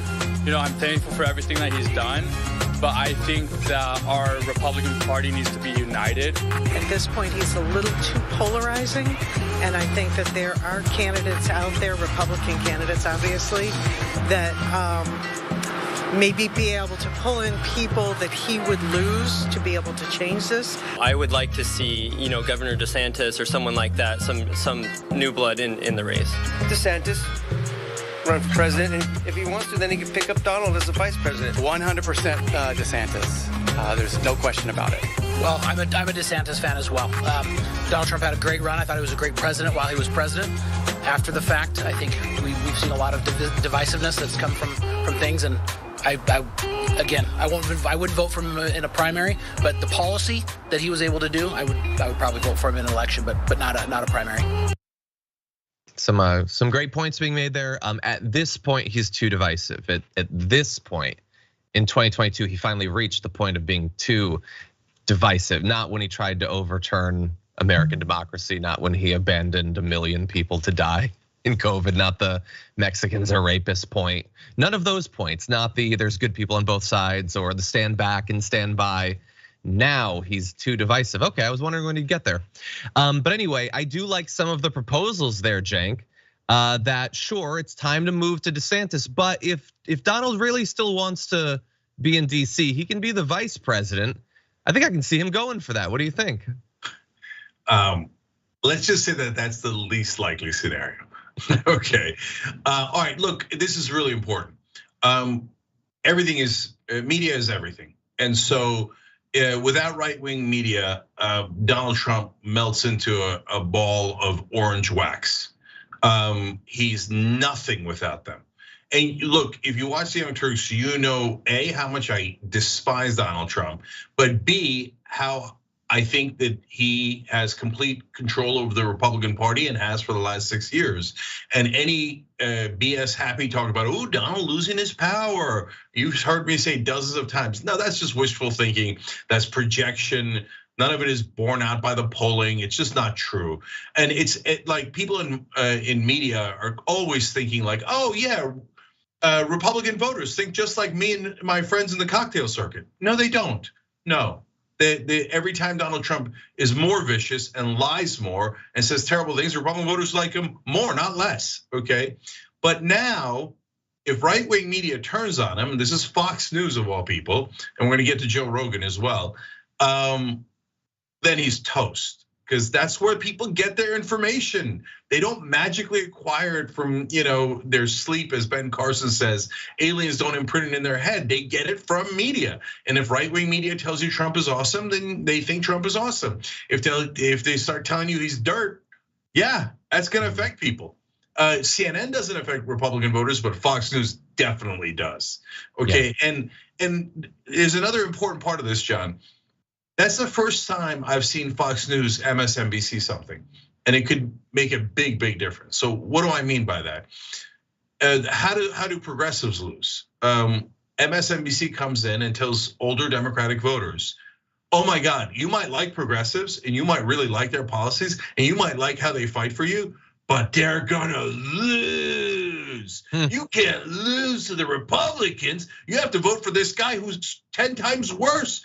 And well, because we're pretending he's the only one who can win. The polling shows the exact opposite, but it doesn't matter. We're gonna lie to you 24/7. And they do, and the older Democratic voters go, oh, okay, then I have to vote for the person who's worse and who's just like the Republicans, because otherwise we're gonna lose, we're gonna lose, we're gonna lose. And look at what you heard there on Fox News.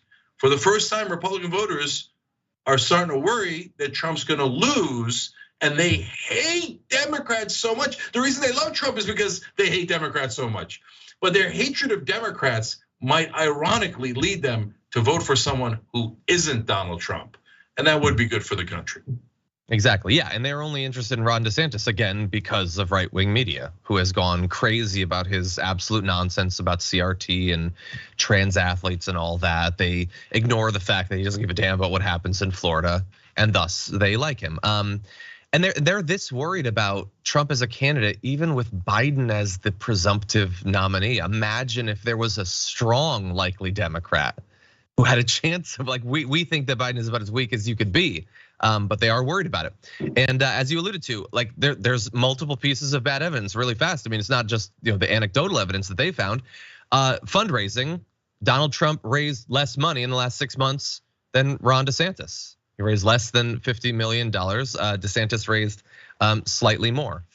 So that's the money. We had talked maybe 6 months ago about some high-profile right-wing donors who had apparently been changing their mind. Now Donald Trump could fund himself for $1 billion if he wanted to, supposedly. Does he actually want to spend that money? No, he needs this donated money. And then also the polls. In an overall poll of registered Republicans, Trump's at 45, DeSantis is at 36. That's not where Trump wants DeSantis to be. In a New Hampshire poll recently, DeSantis was up 2 points over Donald Trump. That's one of their early primary states.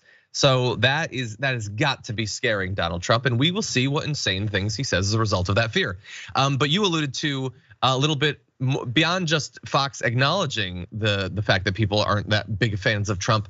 What about just casual mockery? Take a look at this clip from the Joe Rogan Experience. The formula was like 2 good, 1 bad. So if they were going to give him bad news, they could go, you start with some good news. So they go, this is going well. Everybody's thrilled with you about this. Here's a bad thing. Also, people love you for this. So that's how they would tell him bad news. They couldn't just go, here's a bunch of bad news. Of course. Yeah. He's a man baby. He's a fucking toddler. Yeah, he's a toddler. It's exactly how I talk to my kids about it.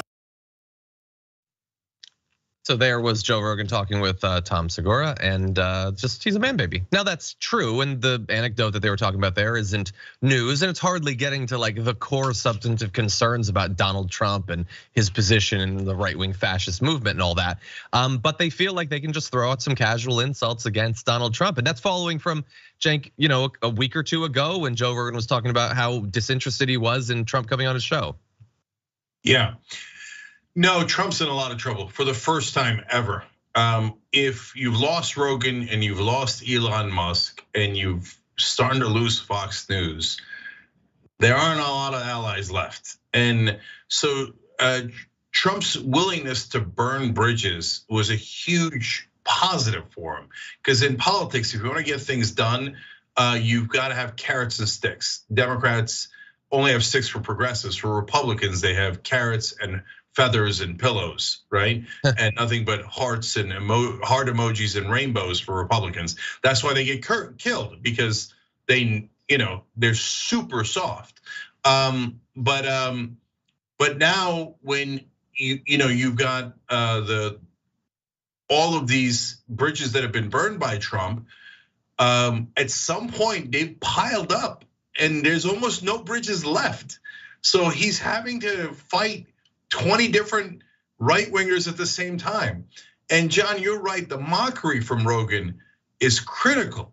So if like bros start seeing, and MAGA chudheads start seeing Trump as somebody who to be laughed at, there goes his main pillar, which is fake strength, right? Yep. Of course, in reality, he's the weakest man alive. I mean, you just look mean in his direction and he catches feelings and weeps for hours and lashes out like a child. But we've been calling him a man baby for 6 years because we were right. And finally Rogan catches on and he, but it's important. He's not gonna be able to beat Rogan and Musk and Fox News and all those guys combined. Nobody's that politically strong. So Trump is in actual trouble. But I wanna go back to one other thing you said, John, that's important. Biden beat Trump. Biden right now is in disastrous shape. There's only one Republican that Biden has a shot at beating. That's Donald Trump. Every other Republican on the planet will easily beat Biden. And that is going to be tough for Republican voters to ignore. You're gonna take a risk on the one guy who could lose to Biden when if you pick anyone else, it's a guaranteed win. I don't know that even Republican voters are that dumb. Perhaps we'll find out. Stay tuned. In any event, for now, we're going to take another break. When we come back, a little bit more to close out the hour, so don't go anywhere.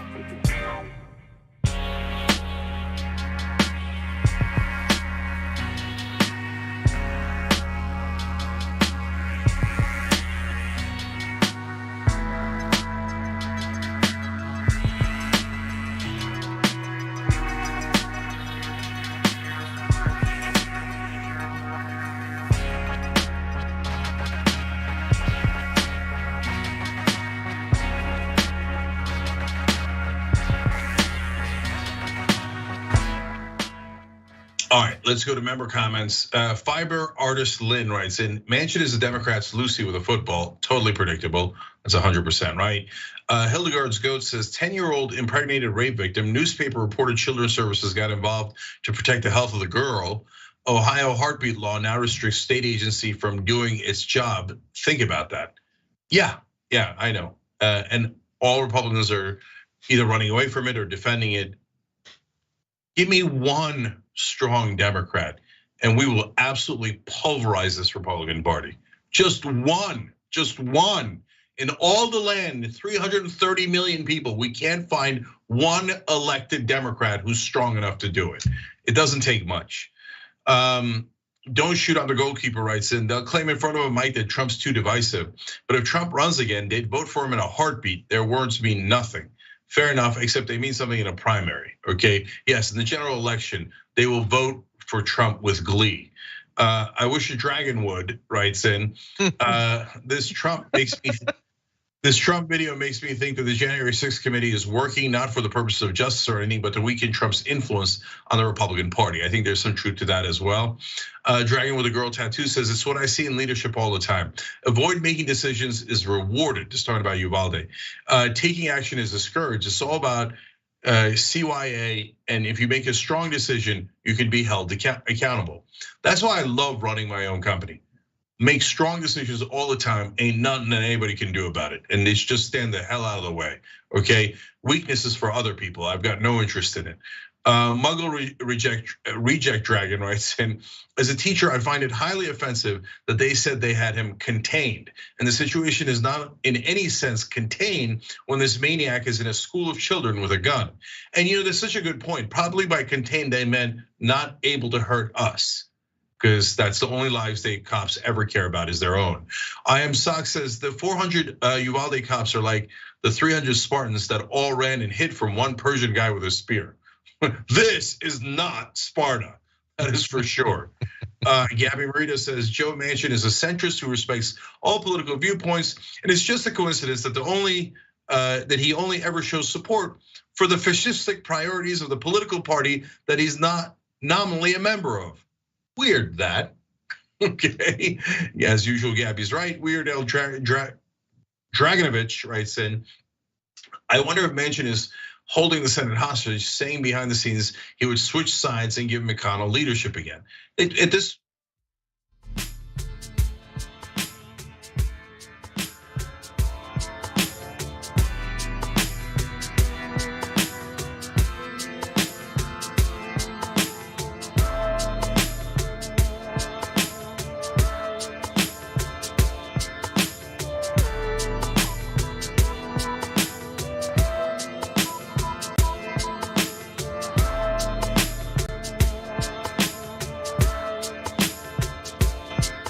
All right, back on TYT, Cenk and John with you guys. Look, on some of the platforms, we do what's called a social break and we read some of your comments. I was just doing one of those when I got cut off. I just wanted to finish that thought for those of you watching on those platforms.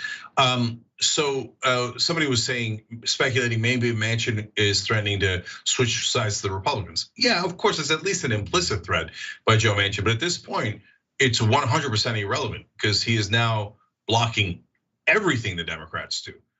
So if he switched over to being a Republican, we just have a little bit more honesty in politics. But in terms of policies and things that are passing, literally nothing would change. All right, because that's the excuse every BS artist, Democrat, ass kisser uses. Oh, what if they switch sides? Well, at this point, we have literally nothing left to lose. Yeah. I don't know, like, why are they ever worried about Bernie switching sides? Do they ever give him everything they could possibly want? Anyway, the whole thing is entirely frustrating. But speaking of corrupt politicians, we've got some more to talk about in this story. The Pelosi household has been making some major moves in the stock market and at a particularly interesting time considering some bills that'll be voted on in the near future. The husband of Nancy Pelosi, Paul Pelosi, purchased 20,000 shares worth between $1 and $5 million of Nvidia, one of the world's largest semiconductor companies, back on June 17th. That's according to a just released Speaker's financial disclosure form.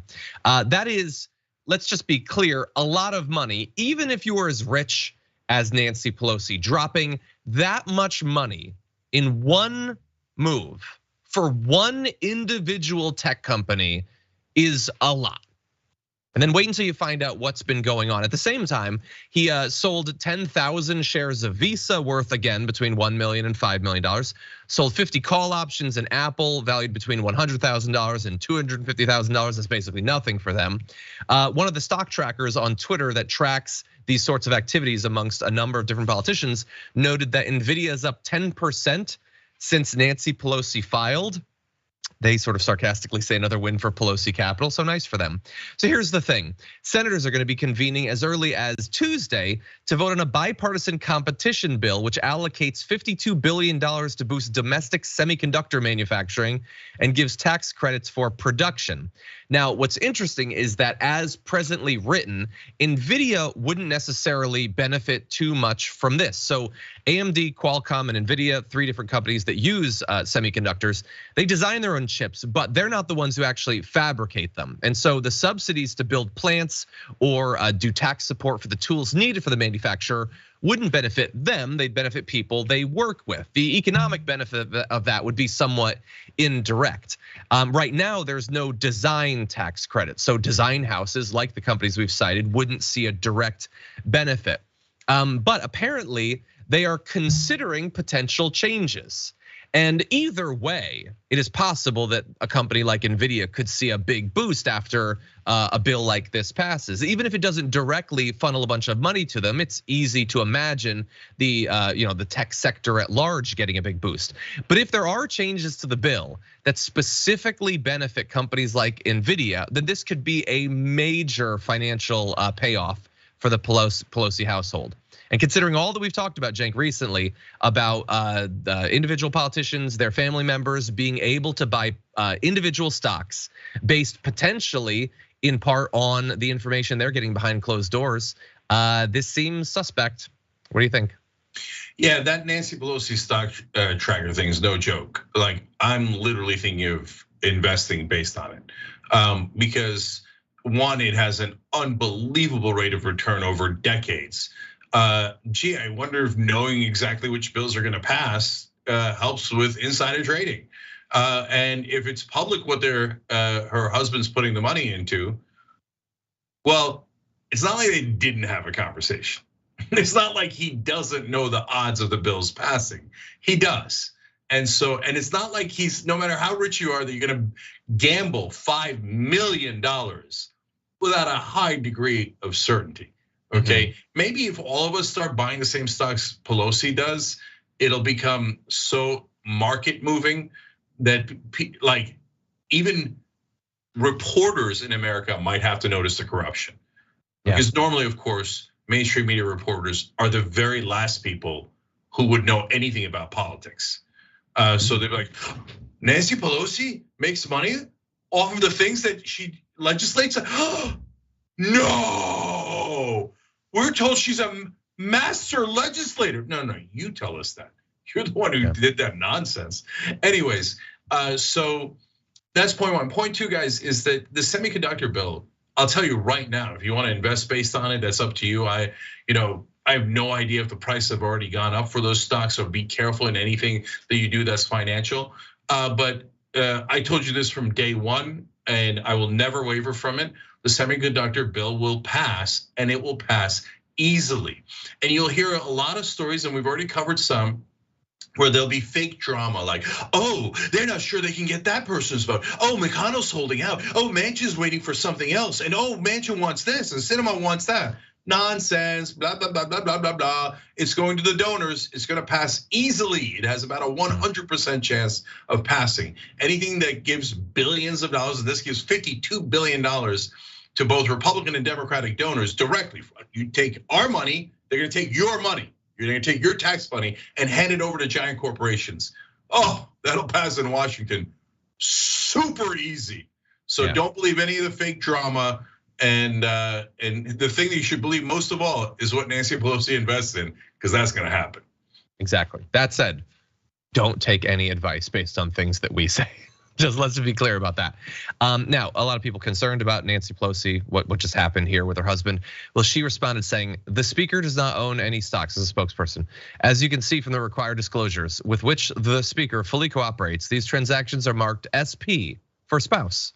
The speaker has no prior knowledge or subsequent involvement in any transactions. And that makes a lot of sense to me.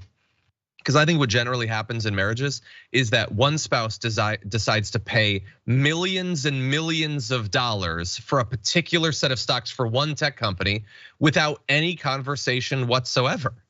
And look, it's easy enough for us to speculate that he might have maybe overheard from the speaker, who again, he's married to, that the bill might succeed and thus it would be to his benefit to have this stock, but also understand the risk. If she was sure that it wasn't going to pass, if he were to buy the stock right now, that in theory could really tank the stock price. Would he take a risk like that at this particular moment unless he had insider information? And so, look, I think you could go way beyond just worrying about spouses getting information. But the idea that they don't talk about this is as laughable as the idea that Clarence Thomas isn't talking with his wife about January 6th. Like, we get to choose if we are gullible enough, stupid enough to accept a BS explanation like that. I, for one, am not. I don't buy it. It's corruption. It shouldn't be allowed. It should literally be outlawed. It should not be up to them. We can and should regulate them when they do this. But I have a feeling, Cenk, that if anyone asks Martha Raddatz about it, she's going to accept what the distinguished speaker had to say. Yeah, the stock picks in the Pelosi household are the anti-Bruno. They talk about it, yes, yes, yes. Okay, so my reaction to that spokesperson's comments that, oh, her spouse's incredible track record in picking stocks based on bills that are gonna pass over decades has nothing to do with what your plain eyes are seeing. It's just coincidence. My reaction to that is, and that should be the reaction of any journalist, but they all dutifully write it down. Oh, headline, Pelosi says she had nothing to do with it. She's perfectly innocent, innocent as the driven snow. She's the greatest legislator of all time. Yeah. Okay. Can I throw out one more stat, one more figure and I know we're running out of time. So this is according to Larry Kudlow. According to reports, Nancy Pelosi and her husband Paul traded over $50 million in assets back in 2020, with annualized returns at 69% as of October. That is not what most people get from the stock market. I'll just say that. You don't get 69%. It's nice, but you don't get it. Unless you're married to the Speaker of the House, who has information on exactly how many billions of dollars are going to be transferred legally from one place to another, mainly from taxpayers to specific corporations.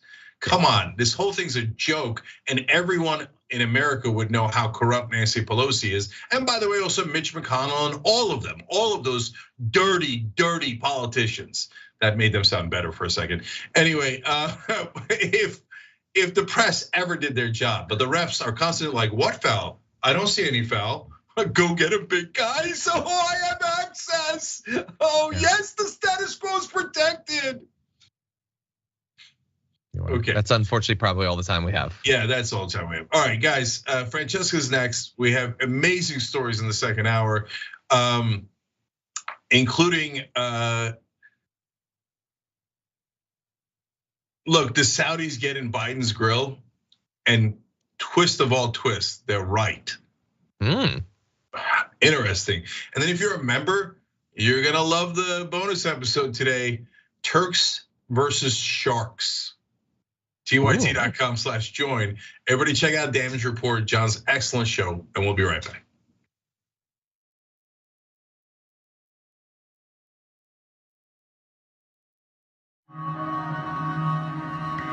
The concept of the Young Turks means the audience, they are the Young Turks. They are the go-getters. They are the ones making the emphatic change happen in their local community. The reality is that we've always, young and the not so young, we've always cared about news. But when you do not see the messengers of the news look like you, when they do not share your experiences, exposures, and environment, and there's a disconnect between you and the news. I lecture in mass communications. One thing I tell all of my students, there is no such thing as non-biased news. It never has been. Non-biased news has always been an illusion. Let's go back to the 60s and 70s, where people would say that was the purity of non-biased news. News has a segment. That segment has a time. That time, you must do your story and be finished. That means the producer, the writer, the orator has to take out what they don't think is important and only leave in what they believe is important. They have a limited time to tell the story. They do not have time to tell everybody's version or everybody's side. And they get to choose the facts that they bring to you, as well as the nuance, which really is a word for opinion, that they bring to you, the context they bring to you. So we've always had a level of bias in news. Here's the issue. The issue is to not deceive individuals as if you don't have some level of opinion with your news commentary. And that's what TYT has never done. They've always been authentic in their approach to progressive ideology and their news analysis and political breakdown. And I think that's how you actually win the heart and soul of individuals who are consuming information from you, because now they see themselves in you. This is where it all began for many elected progressive leaders. The Young Turks was one of the few media outlets to cover the races of Alexandria Ocasio-Cortez, Jamal Bowman, Cori Bush, Rashida Tlaib, and many, many more. We know a great majority of the country is actually progressive, and TYT is here to amplify these issues so that we can have better policies that a majority of the country actually supports. We want to drive positive change, and then we've been doing that for 20 years here.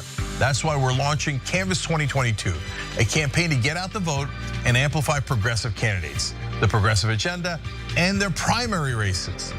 The midterm elections are fast approaching, and we know mainstream media won't cover progressive voices, but because the TYT audience is too strong, we can make a difference in the midterm elections to help progressives get elected and make sure our priorities are heard. Support our mission to drive positive change. Visit tyt.com/canvas2022. There is so much heinous news out there. That's why we've got to laugh, not to cry.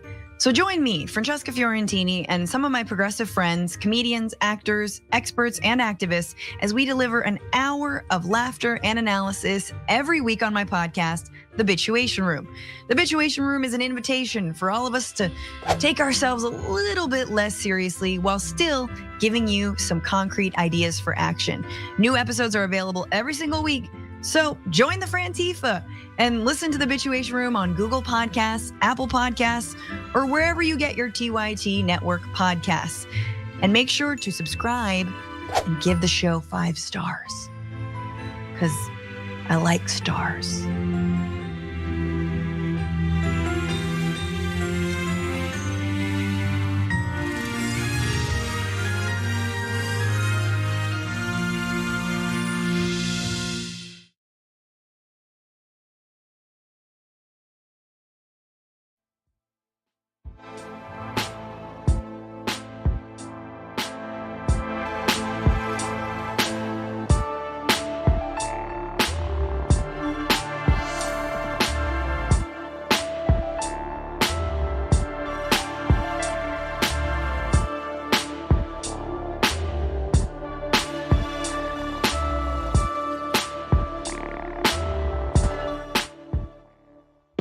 All right, back on TYT. Jake, you're Francesca Fiorentini, host of the Twitchuation Room, the Bitchuation Room, the Snitches Get Stitchuation room. Yep. Okay. The itchuation room. That's just when my cat has fleas in the summertime. It's everything. All right. So make sure you're checking that out. Seriously, Bitchuation Room is in our podcasting network. Twitchuation Room is in our Twitch network. So make sure you're checking those out. And here's the new folks who are going to get access to all of that because they're just signed up for membership. Users do not exist or does not exist. And that is an actual handle on YouTube. Donna Apaldria, Carolina G, Lizzie Woolley, Debbie E, Gen X, Uncle Key, Joe Babcock, Tosin Adesita. So we love you all. Thank you for signing up. You guys make all the difference. You get all of our content. Hit the join button below the video on YouTube. Everybody else, tyt.com/join. All right, Francesca's got the next story for us. All right. So despite saying that he would make Mohammed bin Salman, the Crown Prince of Saudi Arabia, a pariah over the murder of journalist Jamal Khashoggi, Biden gave him a fist bump during his first visit to the Middle East as president. Met with MBS, the Crown Prince, went to Israel, went to the UAE, and he is rightfully taking some heat for that, specifically from progressive Democrats who are finally speaking out and criticizing their president. And I just want to play a couple of those critics. Obviously, we've got Bernie Sanders, followed up by Representative Ilhan Omar. Here's what Bernie had to say about that visit. You've referred to Saudi Arabia as a brutal dictatorship that crushes democracy. Should Biden have gone? No, I don't think so. You have a leader of that country who was involved in the murder of a Washington Post journalist. I don't think that type of government should be rewarded with a visit by the President of the United States. That type of government should not be rewarded with a visit. Representative Ilhan Omar went even further, understanding the strategic importance of Saudi Arabia, but saying, look, this was honestly a win for the Saudis. Take a look.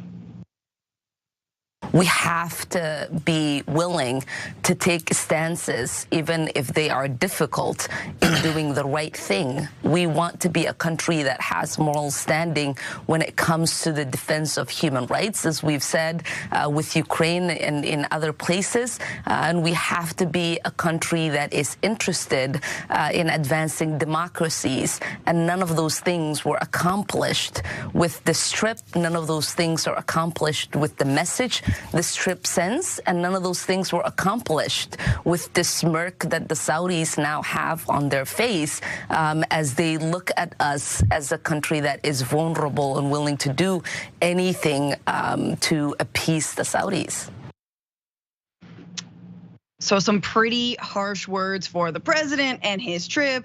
But when asked about that criticism, And specifically about the fist bump with MBS, President Biden had this to say. Yes. You're coming under a lot of fire for your fist bump with the Crown Prince. I just wanted to give you a chance to respond to that. But also, how can you be sure that another incident, another murder like Jamal Khashoggi's won't happen again? Well, God love you. What a silly question. How could I possibly be sure of any of that? How could he possibly be sure? He's just the president of the United States of America with the largest military on earth. He just sells weapons to the Saudis every single month. How could he possibly assure that more human rights violations won't happen in that country or the broader Middle East? Before we go on to MBS's little clapback and more about that meeting, Cenk, I just want to get your thoughts on some of that criticism and Biden's response to the criticism. Look, Biden is so sad now. I mean, what's that laugh? I mean, you fist bump with a guy who dismembered a journalist, and they ask you a very legitimate question about it, and you do that forced laugh and you call it silly. It's not at all silly. It's a perfectly good question. It's a rare good question from mainstream media. So of course he's defensive about it, but he's weak, and so he's going to beg the Saudis, he's going to beg the Israelis, he's going to beg everyone. And what could he do about it? To your point, Francesca, there's a million things he could do about it. He cut off all the funding to Saudi Arabia, etc. But he's never going to threaten any of that because he's weak. I'm going to make the most random point of all time. Mohammed bin Salman. No one ever talks about how physically ugly he is. And I just want to assure you that as a Middle Easterner, I can tell you with great confidence, it's not bias or anything like that. That dude is ugly, okay? Both outside and inside. All right, now moving on back to relevant political points, because the next one, unfortunately, is a doozy. Yeah. I just wanted to comment that, like, look, I'm glad that Bernie Sanders and Ilhan Omar are speaking out about this. We're talking about the Congress has voted to stop funding Saudi Arabia's war on Yemen. There's been bipartisan legislation in the Senate, spearheaded by Senator Sanders and Rand Paul of all people, to also stop selling weapons to the Saudis, specifically for their ongoing war in Yemen. That failed to pass. The Senate did pass the House, but just to say, like, he is not out of step with not just Congress, but he's out of step with the American people, many who also want to see the United States put more daylight between themselves and Saudi Arabia. But okay, let's give Biden credit. He actually did raise the murder of Jamal Khashoggi at the meeting. He says here, as reported by the New York Times, I raised it at the top of the meeting, making it clear what I thought at the time and what I think of it now. Mr. Biden said, I was straightforward and direct in discussing it. I made my view crystal clear. I said very straightforwardly, for an American president to be silent on an issue of human rights is inconsistent with who we are and who I am. I always stand up for our values.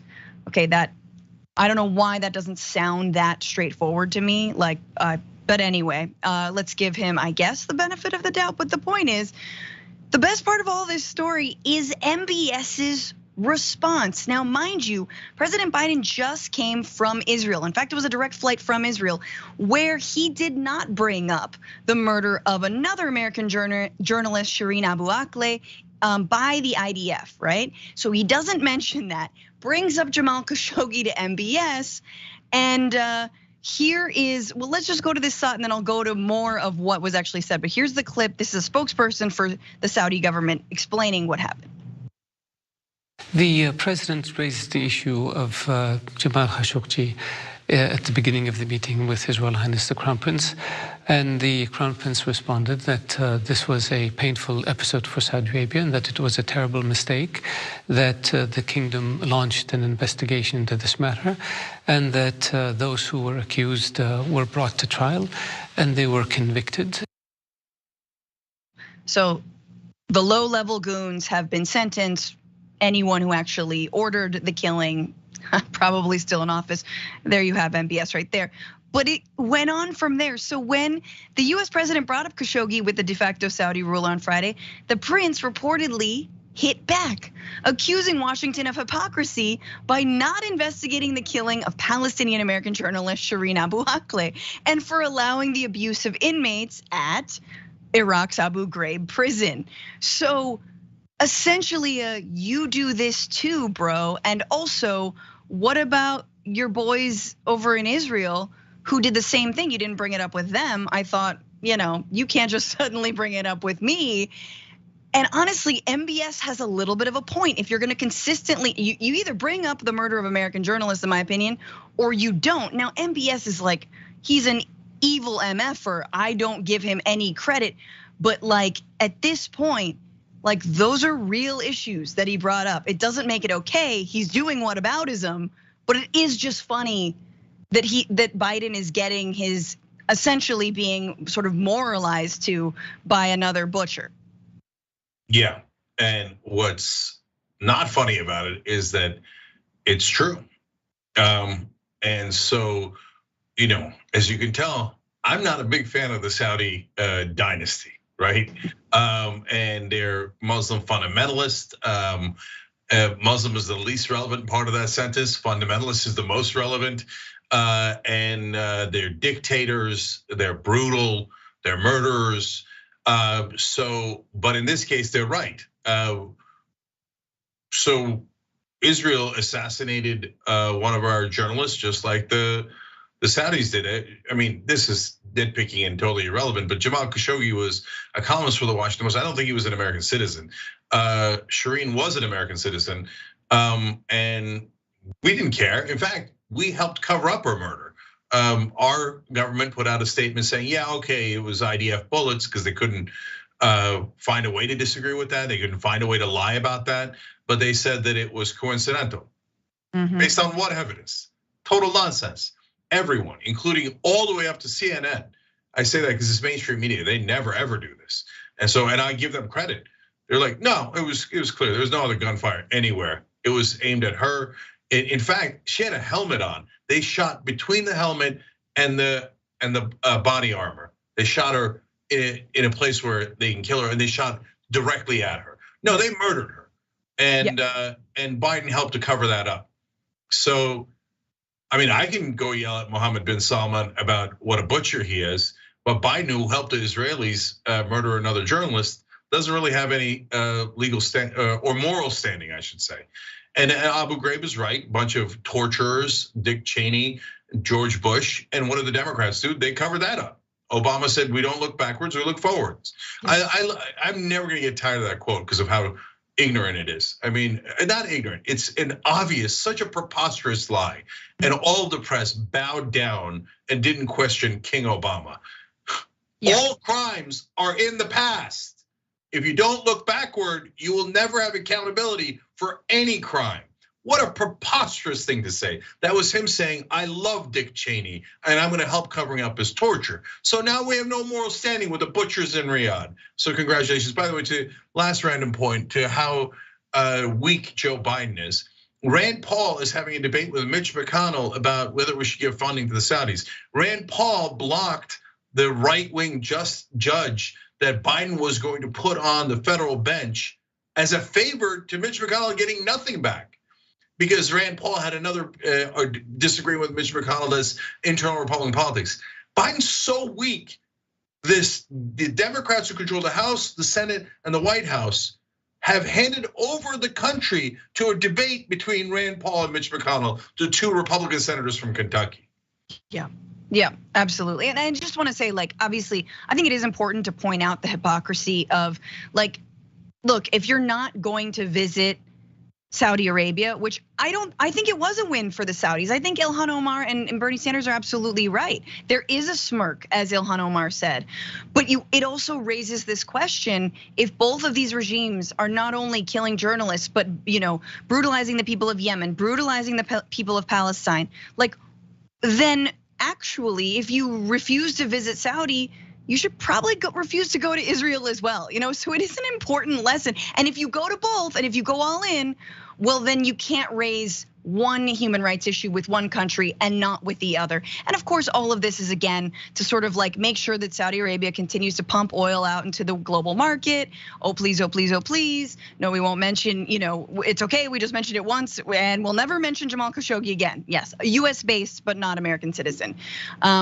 Anyway, it is so sad that actually this president, it's not the Obama legacy, that's the difference. It's the Trump legacy. That's what Biden is doubling down on, and that's what kills me the most. All right, I'm just saying one last thing. Yeah. This Biden doesn't know anything about politics, okay? Oh, he got elected because the mainstream media declared him king. So if you go to talk to Mohammed bin Salman and you're absolutely forced into that because of the details of the oil markets, et cetera, is that a conceivable situation? It's a conceivable, but you have to go with massive sticks in your back pocket. And you have to tell MBS, listen, here's the deal we're gonna do, and it sucks for us, and I hate it, but I'm here and I gave you the fist bump, but you're gonna do, but that's in return for X, Y, Z. But if you don't do that, I'm gonna invite you to an embassy and I'm gonna break both your goddamn kneecaps. And I'm gonna make sure that I pulverize your government. And if you screw me, you have no idea the hell that Saudi Arabia and your stupid regime will be in, okay? The chance of Biden doing that is zero. And if you did that, would it work? Of course it would work, because he would then soil himself.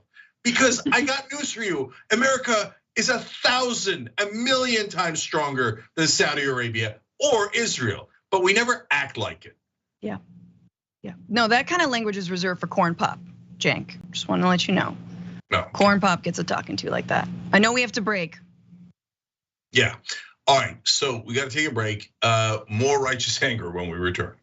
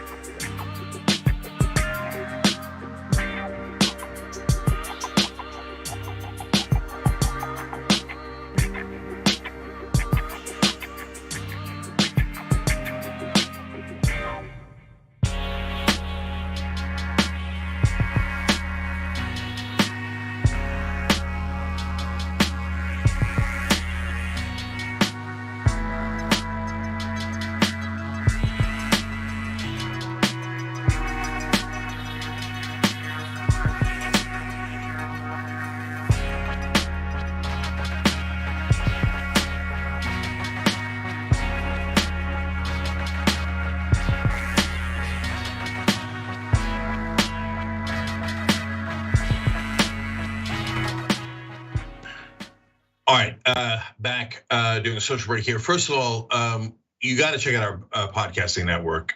So that's the only place you can find the Bituation Room. So that's one great reason to check it out in and of itself. But Damage Report, Indisputable, Young Turks, and The Conversation are all on there. So Old School is.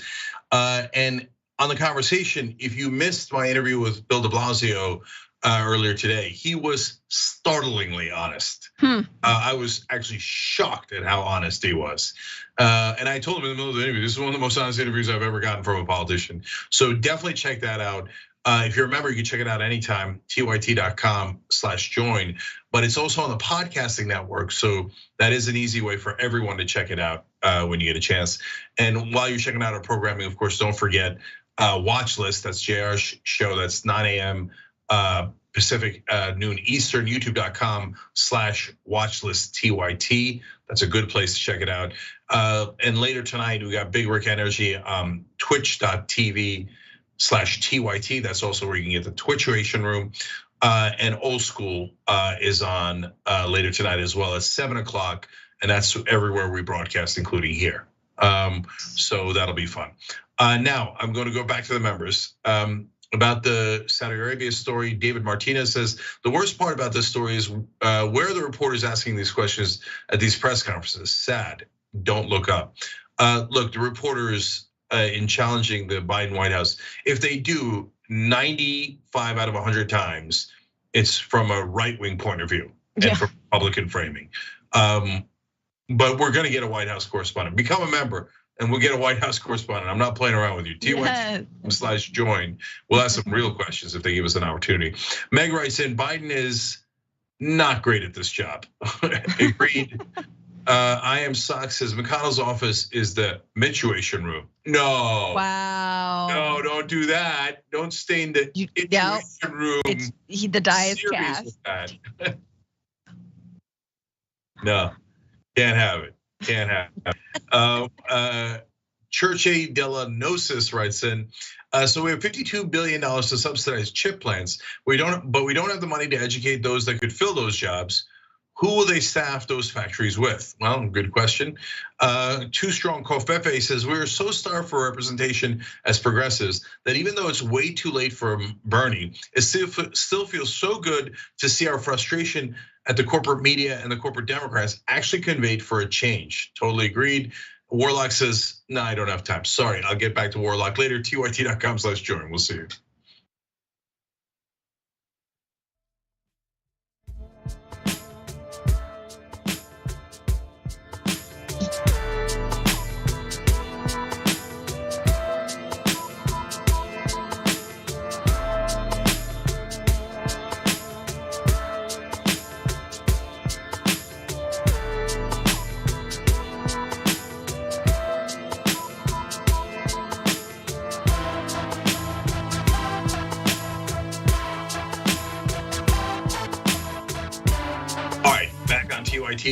Cenk, Francesca with you guys, but also PB, Ringworm, LD Juan Kenobi, Phoenix Dragon, and Anon Mouse. So you guys are all amazing. Those are the American heroes that just signed up on YouTube by hitting that join button right below the video. If you're on a phone, scroll down a little bit more, you'll see the join button. And of course, for everybody else, tyt.com/join. All right, Francesca, what's next? Yeah. Well, you may remember a principal in a high school in Texas, in Colleyville, Texas, who was fired last July for sending out a letter in the wake of the George Floyd, Ahmaud Arbery, Breonna Taylor police murders, and just talking about structural racism, reminding the school district that it's not okay. Of course, that principal is Black. And now we're getting more details about exactly how he was ousted by the school board because they're loud and proud about what they did. Again, this is all part of the anti-critical race theory crusade. Here he is, James Whitfield, 43, was the principal at Colleyville Heritage High School. He, in the wake of the George Floyd murder, wrote a letter to the school community declaring that systemic racism is, quote, alive and well, and that they needed to work together to achieve, quote, conciliation for our nation. Education is the key to stomping out ignorance, hate, and systemic racism, Whitfield wrote.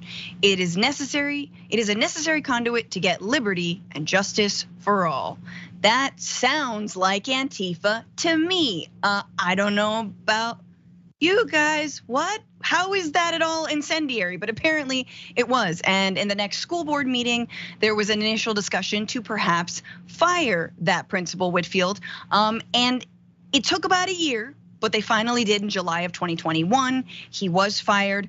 But of course, there was an outpouring of support from people who actually really liked him. So before the board made its decision, 35 people made public comments to the board, all of which were in favor of reinstating Whitfield as principal. He'd been put on like a temporary leave. Whitfield himself spoke before the board members went behind closed doors to then decide his fate. So he wasn't immediately fired, but eventually, yes, was fired. He says, they took my keys, they took my badge, they took my computer, Whitfield said, treated me like I was some criminal.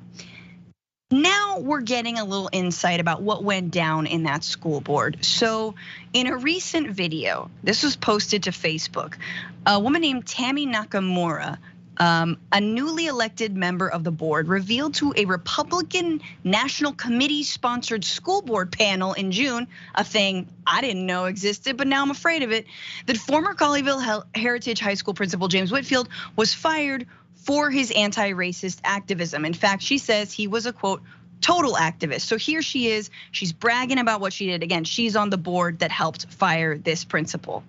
Take a look. Going back to the principal of Colorado Heritage High School, that we found out he was a total activist. And of course, we were branded and put on national television, just like South Lake was, that we followed him because he was married to a white woman. And I went in last week and read the whole file.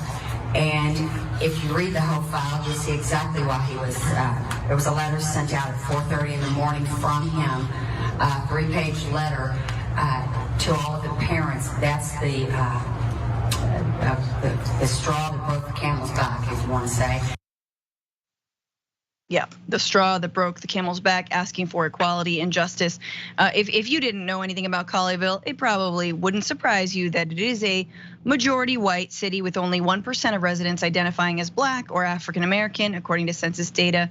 The median household income tops $150,000.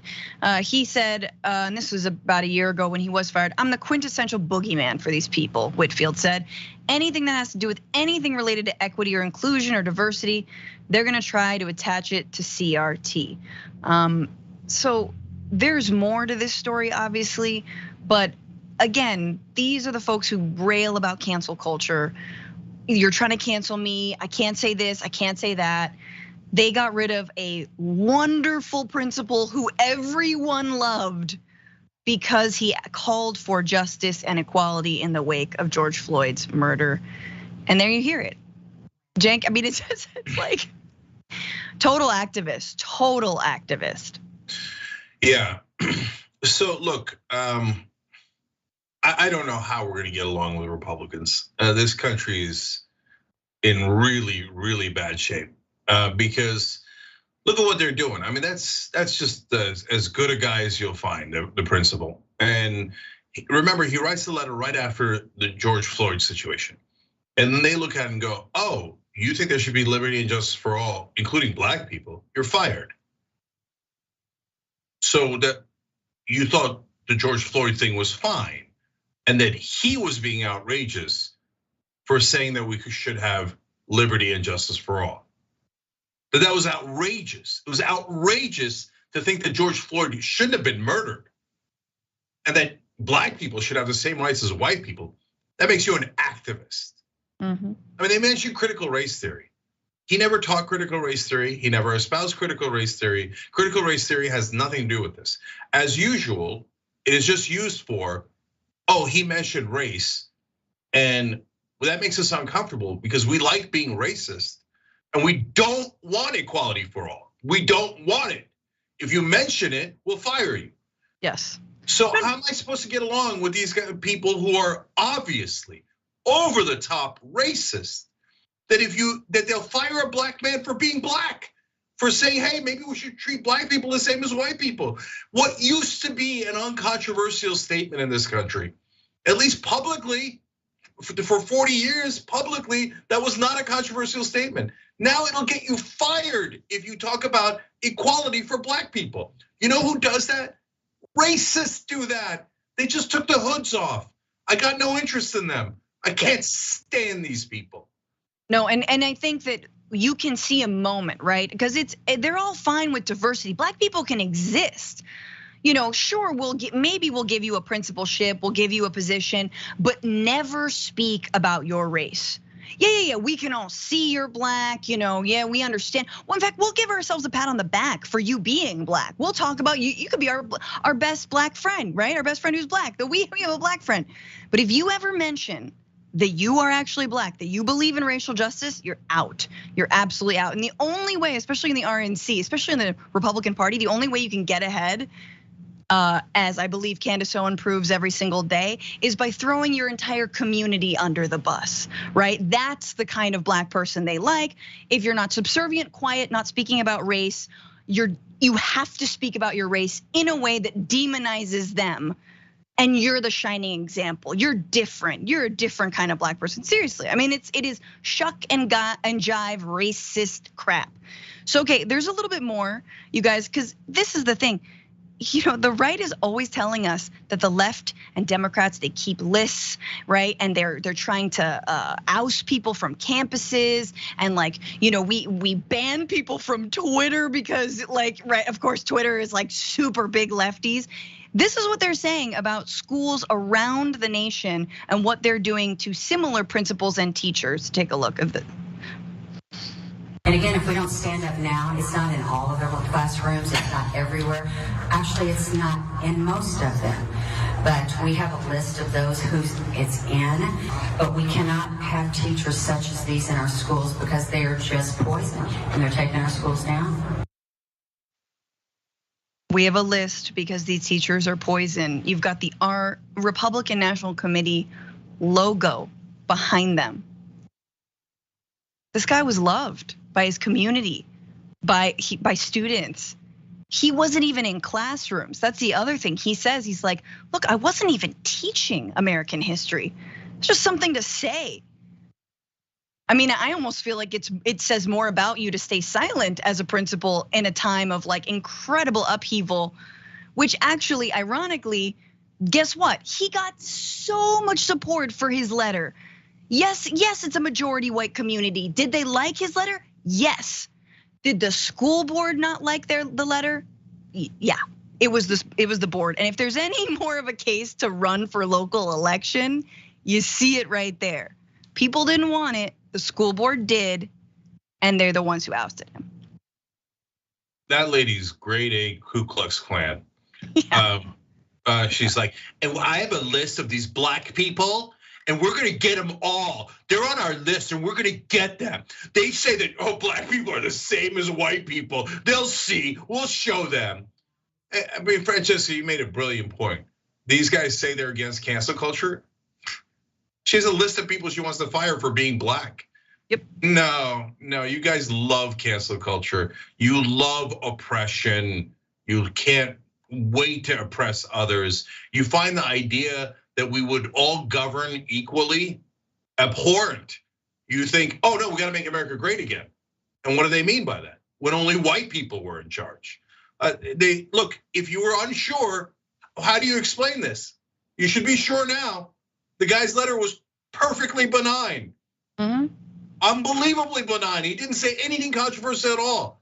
They obviously fired him for daring to be black. We're back at the Emmett Till days, right? Well, he shouldn't have looked at me like that. Yeah, he should have known his place.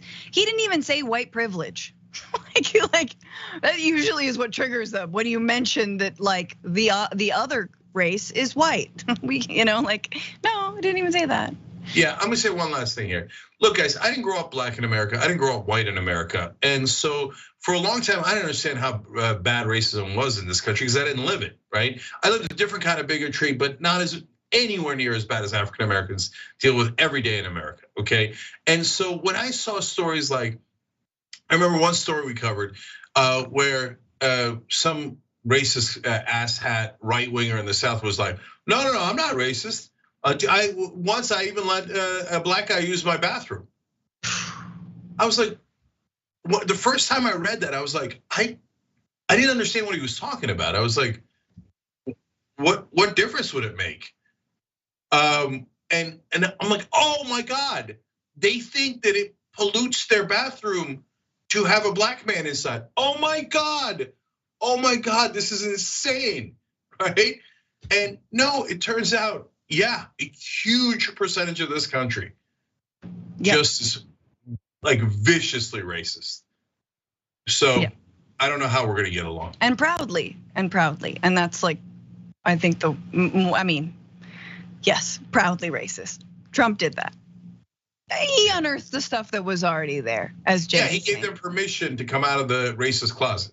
Yeah, and now they're out there like, oh, we don't need you. We've got Ron DeSantis. We can still do this, which honestly, I've been telling them for a while. Like, you could still be racist and like let Trump go. We've got other problems. We might have a more competent fascist, but you can still hold on to your bigoted, stupid views. I hope it helps you out in life. I hope you really get ahead. Yeah. Anyway. So, yeah, I can't stop. Sorry. Everyone who mentions critical race theory as if it's a thing that's real is racist. Let's be clear.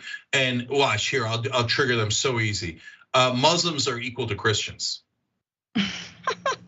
Okay, right now, I guarantee you that if I was anywhere involved in education, in anywhere that controlled by Republicans, I would be fired for saying that. Because they hate the idea of equality. They hate it. Go somewhere else. Love it or leave it. America has equality in its founding documents. It's supposed to be equality and justice for all. If you're a weirdo racist that doesn't like that, leave. Go somewhere else, okay? But you don't belong here in America. You're the most un-American people I have ever met. That lady, that vicious, stupid, racist lady that we just showed you, deeply un-American, hates the idea of America. Yeah. All right, we'll be right back.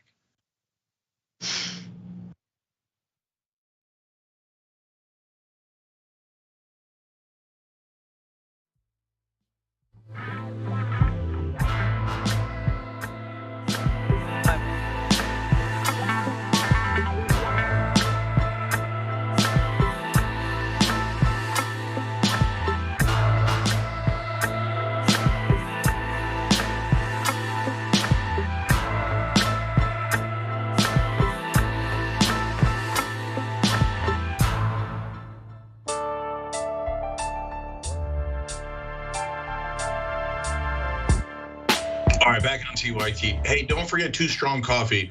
I ran out for a little while and then I just got a new batch in. There it is. This is one of the mugs you could buy too. It's handmade, it's American made, it's progressive made. Too Strong Coffee also gives money to progressive causes. So it is unapologetic, unapologetically too strong. Anyway, I got a new batch and I was, oh, thank God, this is real coffee. It tastes so good. So give it a shot, TooStrongCoffee.com/TYT, TooStrongCoffee.com/TYT. All right, Jason Ray writes in, the folks in Colleyville are so not racist that they get rid of anyone who speaks out for anti-racism and equality. Yeah, well, that's literally what happened. More from Super Chat, Robin Brown writes in, Cenk, help us recruit Ojeda to run against either Manchin or Biden in 2024. He's such a refreshingly strong Democrat.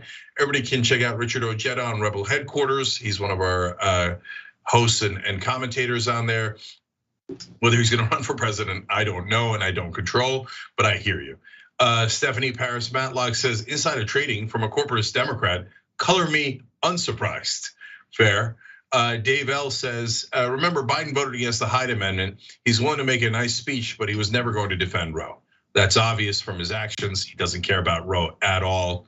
If you said to him, hey, do you want Roe as law or not law? He'd say, how much money would I raise in either scenario? Pelosi would say the same exact thing. Couldn't care less. Anthony McClendon says, Jamal Bowman and Cori Bush called out Manchin's corruptions last year. CNN picked up the story and he got rattled when questioned. They dropped the story after 2 news cycles and the status quo returned. Anthony, great point. That's exactly what happened. And even though Jamal Bowman and Cori Bush showed that could work, everybody stopped doing it, including progressives, by the way, including those two. You had them. You had great job. I love you for doing that. And then everybody stopped. And I'll guarantee you why they stopped. Because Democratic leaders told them, oh, just no, we're working with Joe Manchin. He's going to give us a great deal. You guys are ruining it. Joe Manchin's our best friend. He's going to give us a great deal. You're all wrong. Well, progressives, you were right all along. Bill de Blasio just said, it turns out progressives are 100% right about decoupling the infrastructure bill and Build Back Better. And he said, I was wrong. And the progressives that voted no on it were right, okay? So act with boldness. Do not ever listen to Democratic leadership. I don't know if I still have to say this, I guess I do. For progressives in Congress, they're still gaslit into thinking that those fools in Democratic leadership are on their side or know what they're doing. They don't know a thing. If you follow any of their advice, it will lead to political ruin for you. Asia Starley Adams writes in, I thought we were told that a good guy with a gun could stop a bad guy with a gun. I guess there were no good guys there that day, only 400-ish cowards. Yeah, I mean, 400 so-called good guys with a gun and none of them could stop the shooter in Uvalde. What happened? XC Mike says 2 shootings in Indianapolis yesterday. I'm out of time. All right, we'll be back, guys. Sorry.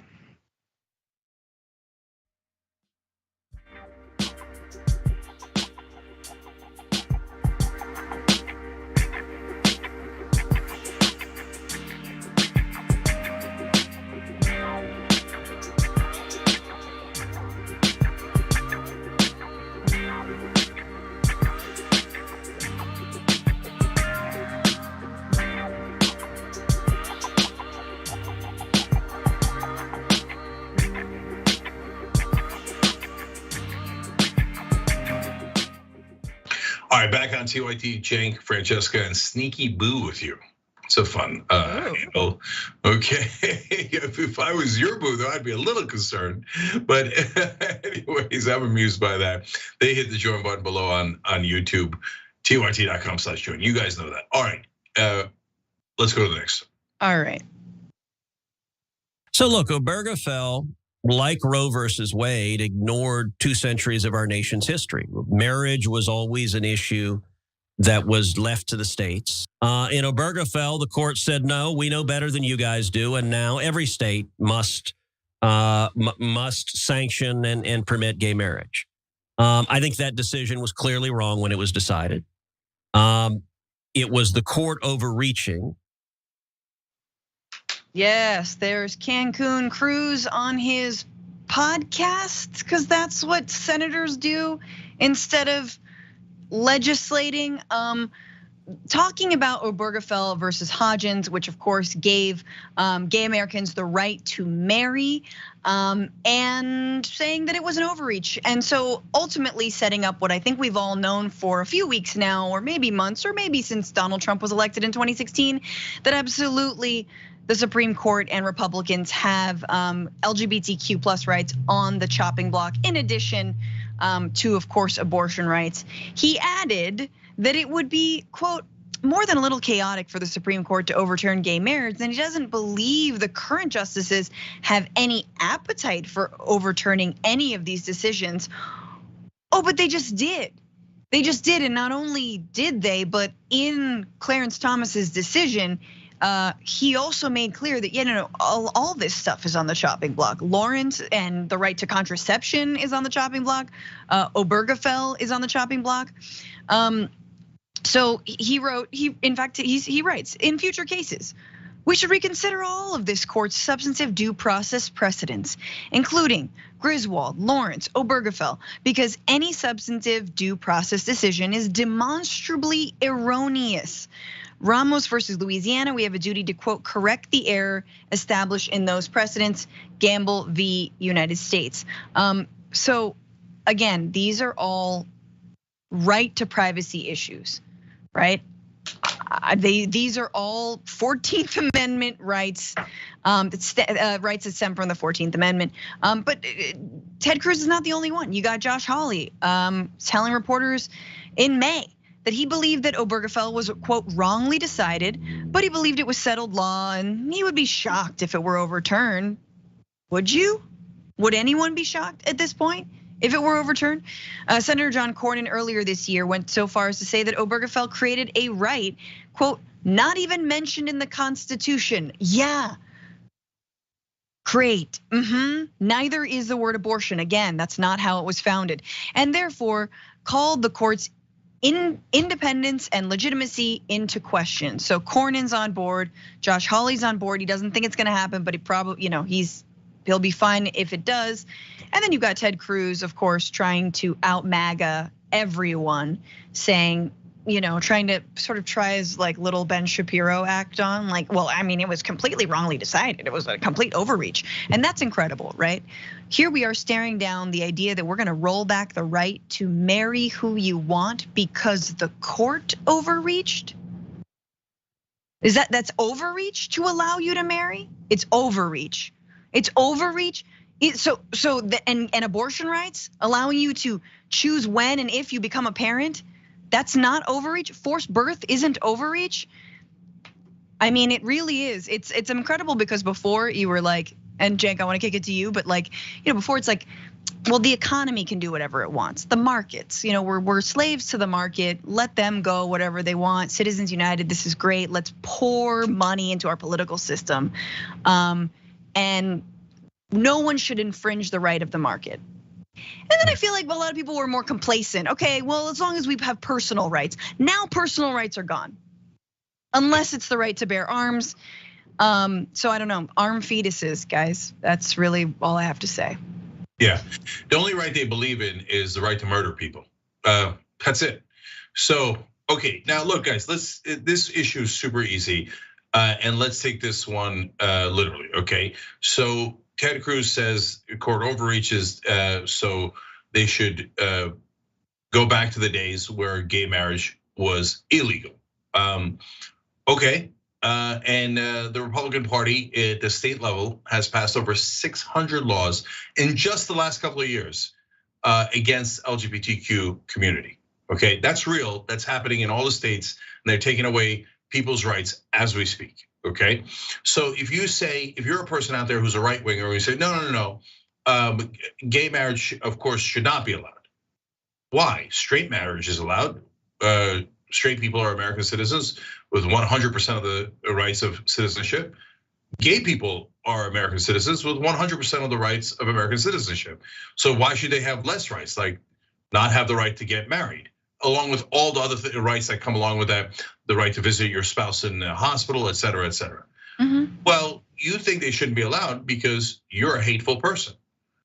If you think that, there is no dispute. These are rock hard facts. You can say, oh, there's good reason why I hate gay people, or I think they're inferior to us, or I think they should have less rights than us because the Bible told me so, my preacher told me so, Donald Trump told me so, the invisible man in the sky told me so. Whatever, okay, it doesn't matter why you think that, but you do think it. You think they should have less rights than you.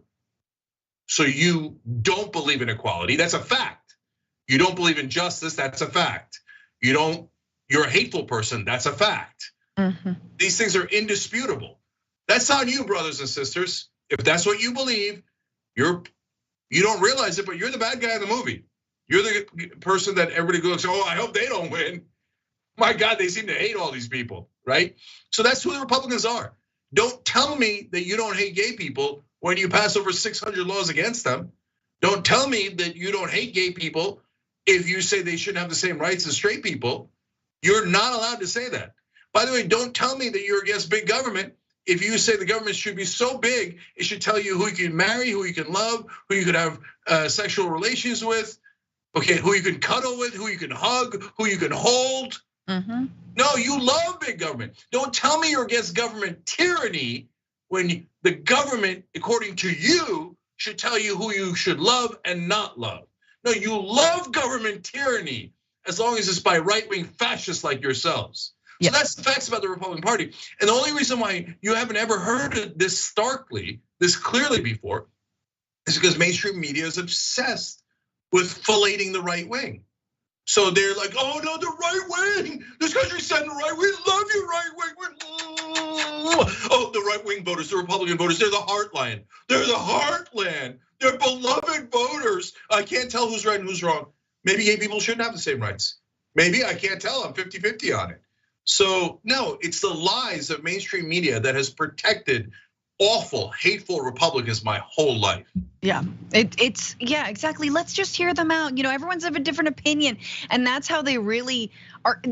Texas is already floating other, laws that have been introduced in just 2020 and 2021. These have been proposed, and they're trying to litigate and move through courts issues around religious liberty for healthcare workers when it comes to what? Attending gay people. So if you're bleeding out and you go to an ER and you're a woman and you go with your wife, the doctor can say, sorry, I can't attend you because it's against my religious belief to discriminate, because my loving God wants me to watch you guys bleed out because you're lesbians. That's where we're headed. Forget cakes. You guys thought, baking a cake, was a big thing. It's getting way worse than that. And it's actually out of step. And so I'm curious as to everybody's thoughts on, Is this gonna bite them in the butt? Is this, turning around on them, considering how popular abortion rights are, despite this so-called win for them? According to a Gallup poll released last month, and this has to do with obviously same-sex couples and relationships, 71% of Americans say they support same-sex marriage. And Republicans, who have consistently been the party that least favors same-sex marriage, shows a majority support in 2021 for the first time, 55%. Not bad, GOP base. The latest increase in support among all Americans is driven largely by changes in Republicans' views. It's kind of like when progress happens, you start to get used to it. Like when interracial couples are allowed to be freely out and about and marry and not feel fear for their lives. You just kind of incorporate that as a bigot. You're like, oh, maybe that's normal. It is normal, and there is nothing abnormal about going and getting married to your wife or husband of the same sex. So it's insane. There's other stats we could go to as well. Yeah, I want to go to those, Francesca. So I'm glad you mentioned that, because I want people to understand it's not. Do I look like I'm pulling my punches against Republican voters? No. Okay, but it's not all Republican voters, and it is certainly not the majority of the country. I don't want people to mistake that, okay? It is an extremist, zealot, racist, bigoted, homophobic Republicans that have taken control over their party and that are driving their party and this country off a cliff. They're the ones that are filled with hate. Because let me give you these numbers. So 64% of voters are concerned about same-sex marriage becoming illegal. So that's about 2/3 of the country who say, no, we want gay people to have the same rights in marriage as straight people. 2/3 of Americans are good guys, okay? 79% of voters are concerned about the states restricting access to birth control and other forms of contraception. That's 8 out of 10 Americans. Okay, everybody's clear except the right wingers that control the Republican Party. 78% of voters are concerned about doctors, nurses, and others, and other medical professionals facing lawsuits or criminal charges for providing necessary reproductive health care. By the way, Republicans are threatening to do that right now. So they're against 78% of Americans. They're looking to imprison the doctor in Indiana that performed an abortion on a 10-year-old girl who was raped, okay? More, 89% of voters are concerned about victims of rape or incest being forced to give birth to their abusers' children. 9 out of 10 Americans don't want it. But the Republican Party is making that happen in over half the country. There's such an extreme party. That's why I get so mad at the media for not being honest and calling it 50-50. Last one, 66% of voters are concerned about transgender individuals losing access to medical care. That's huge. 2/3 of the country that wants to protect transgender people. Huge. But it's the zealots that are the minority, the hateful minority that is the Republican Party leadership that is driving this country off a cliff, when 2/3 of Americans are progressive and they want decency, equality, and justice for all. Bonus episode has way more, tyt.com/join. We'll see you there.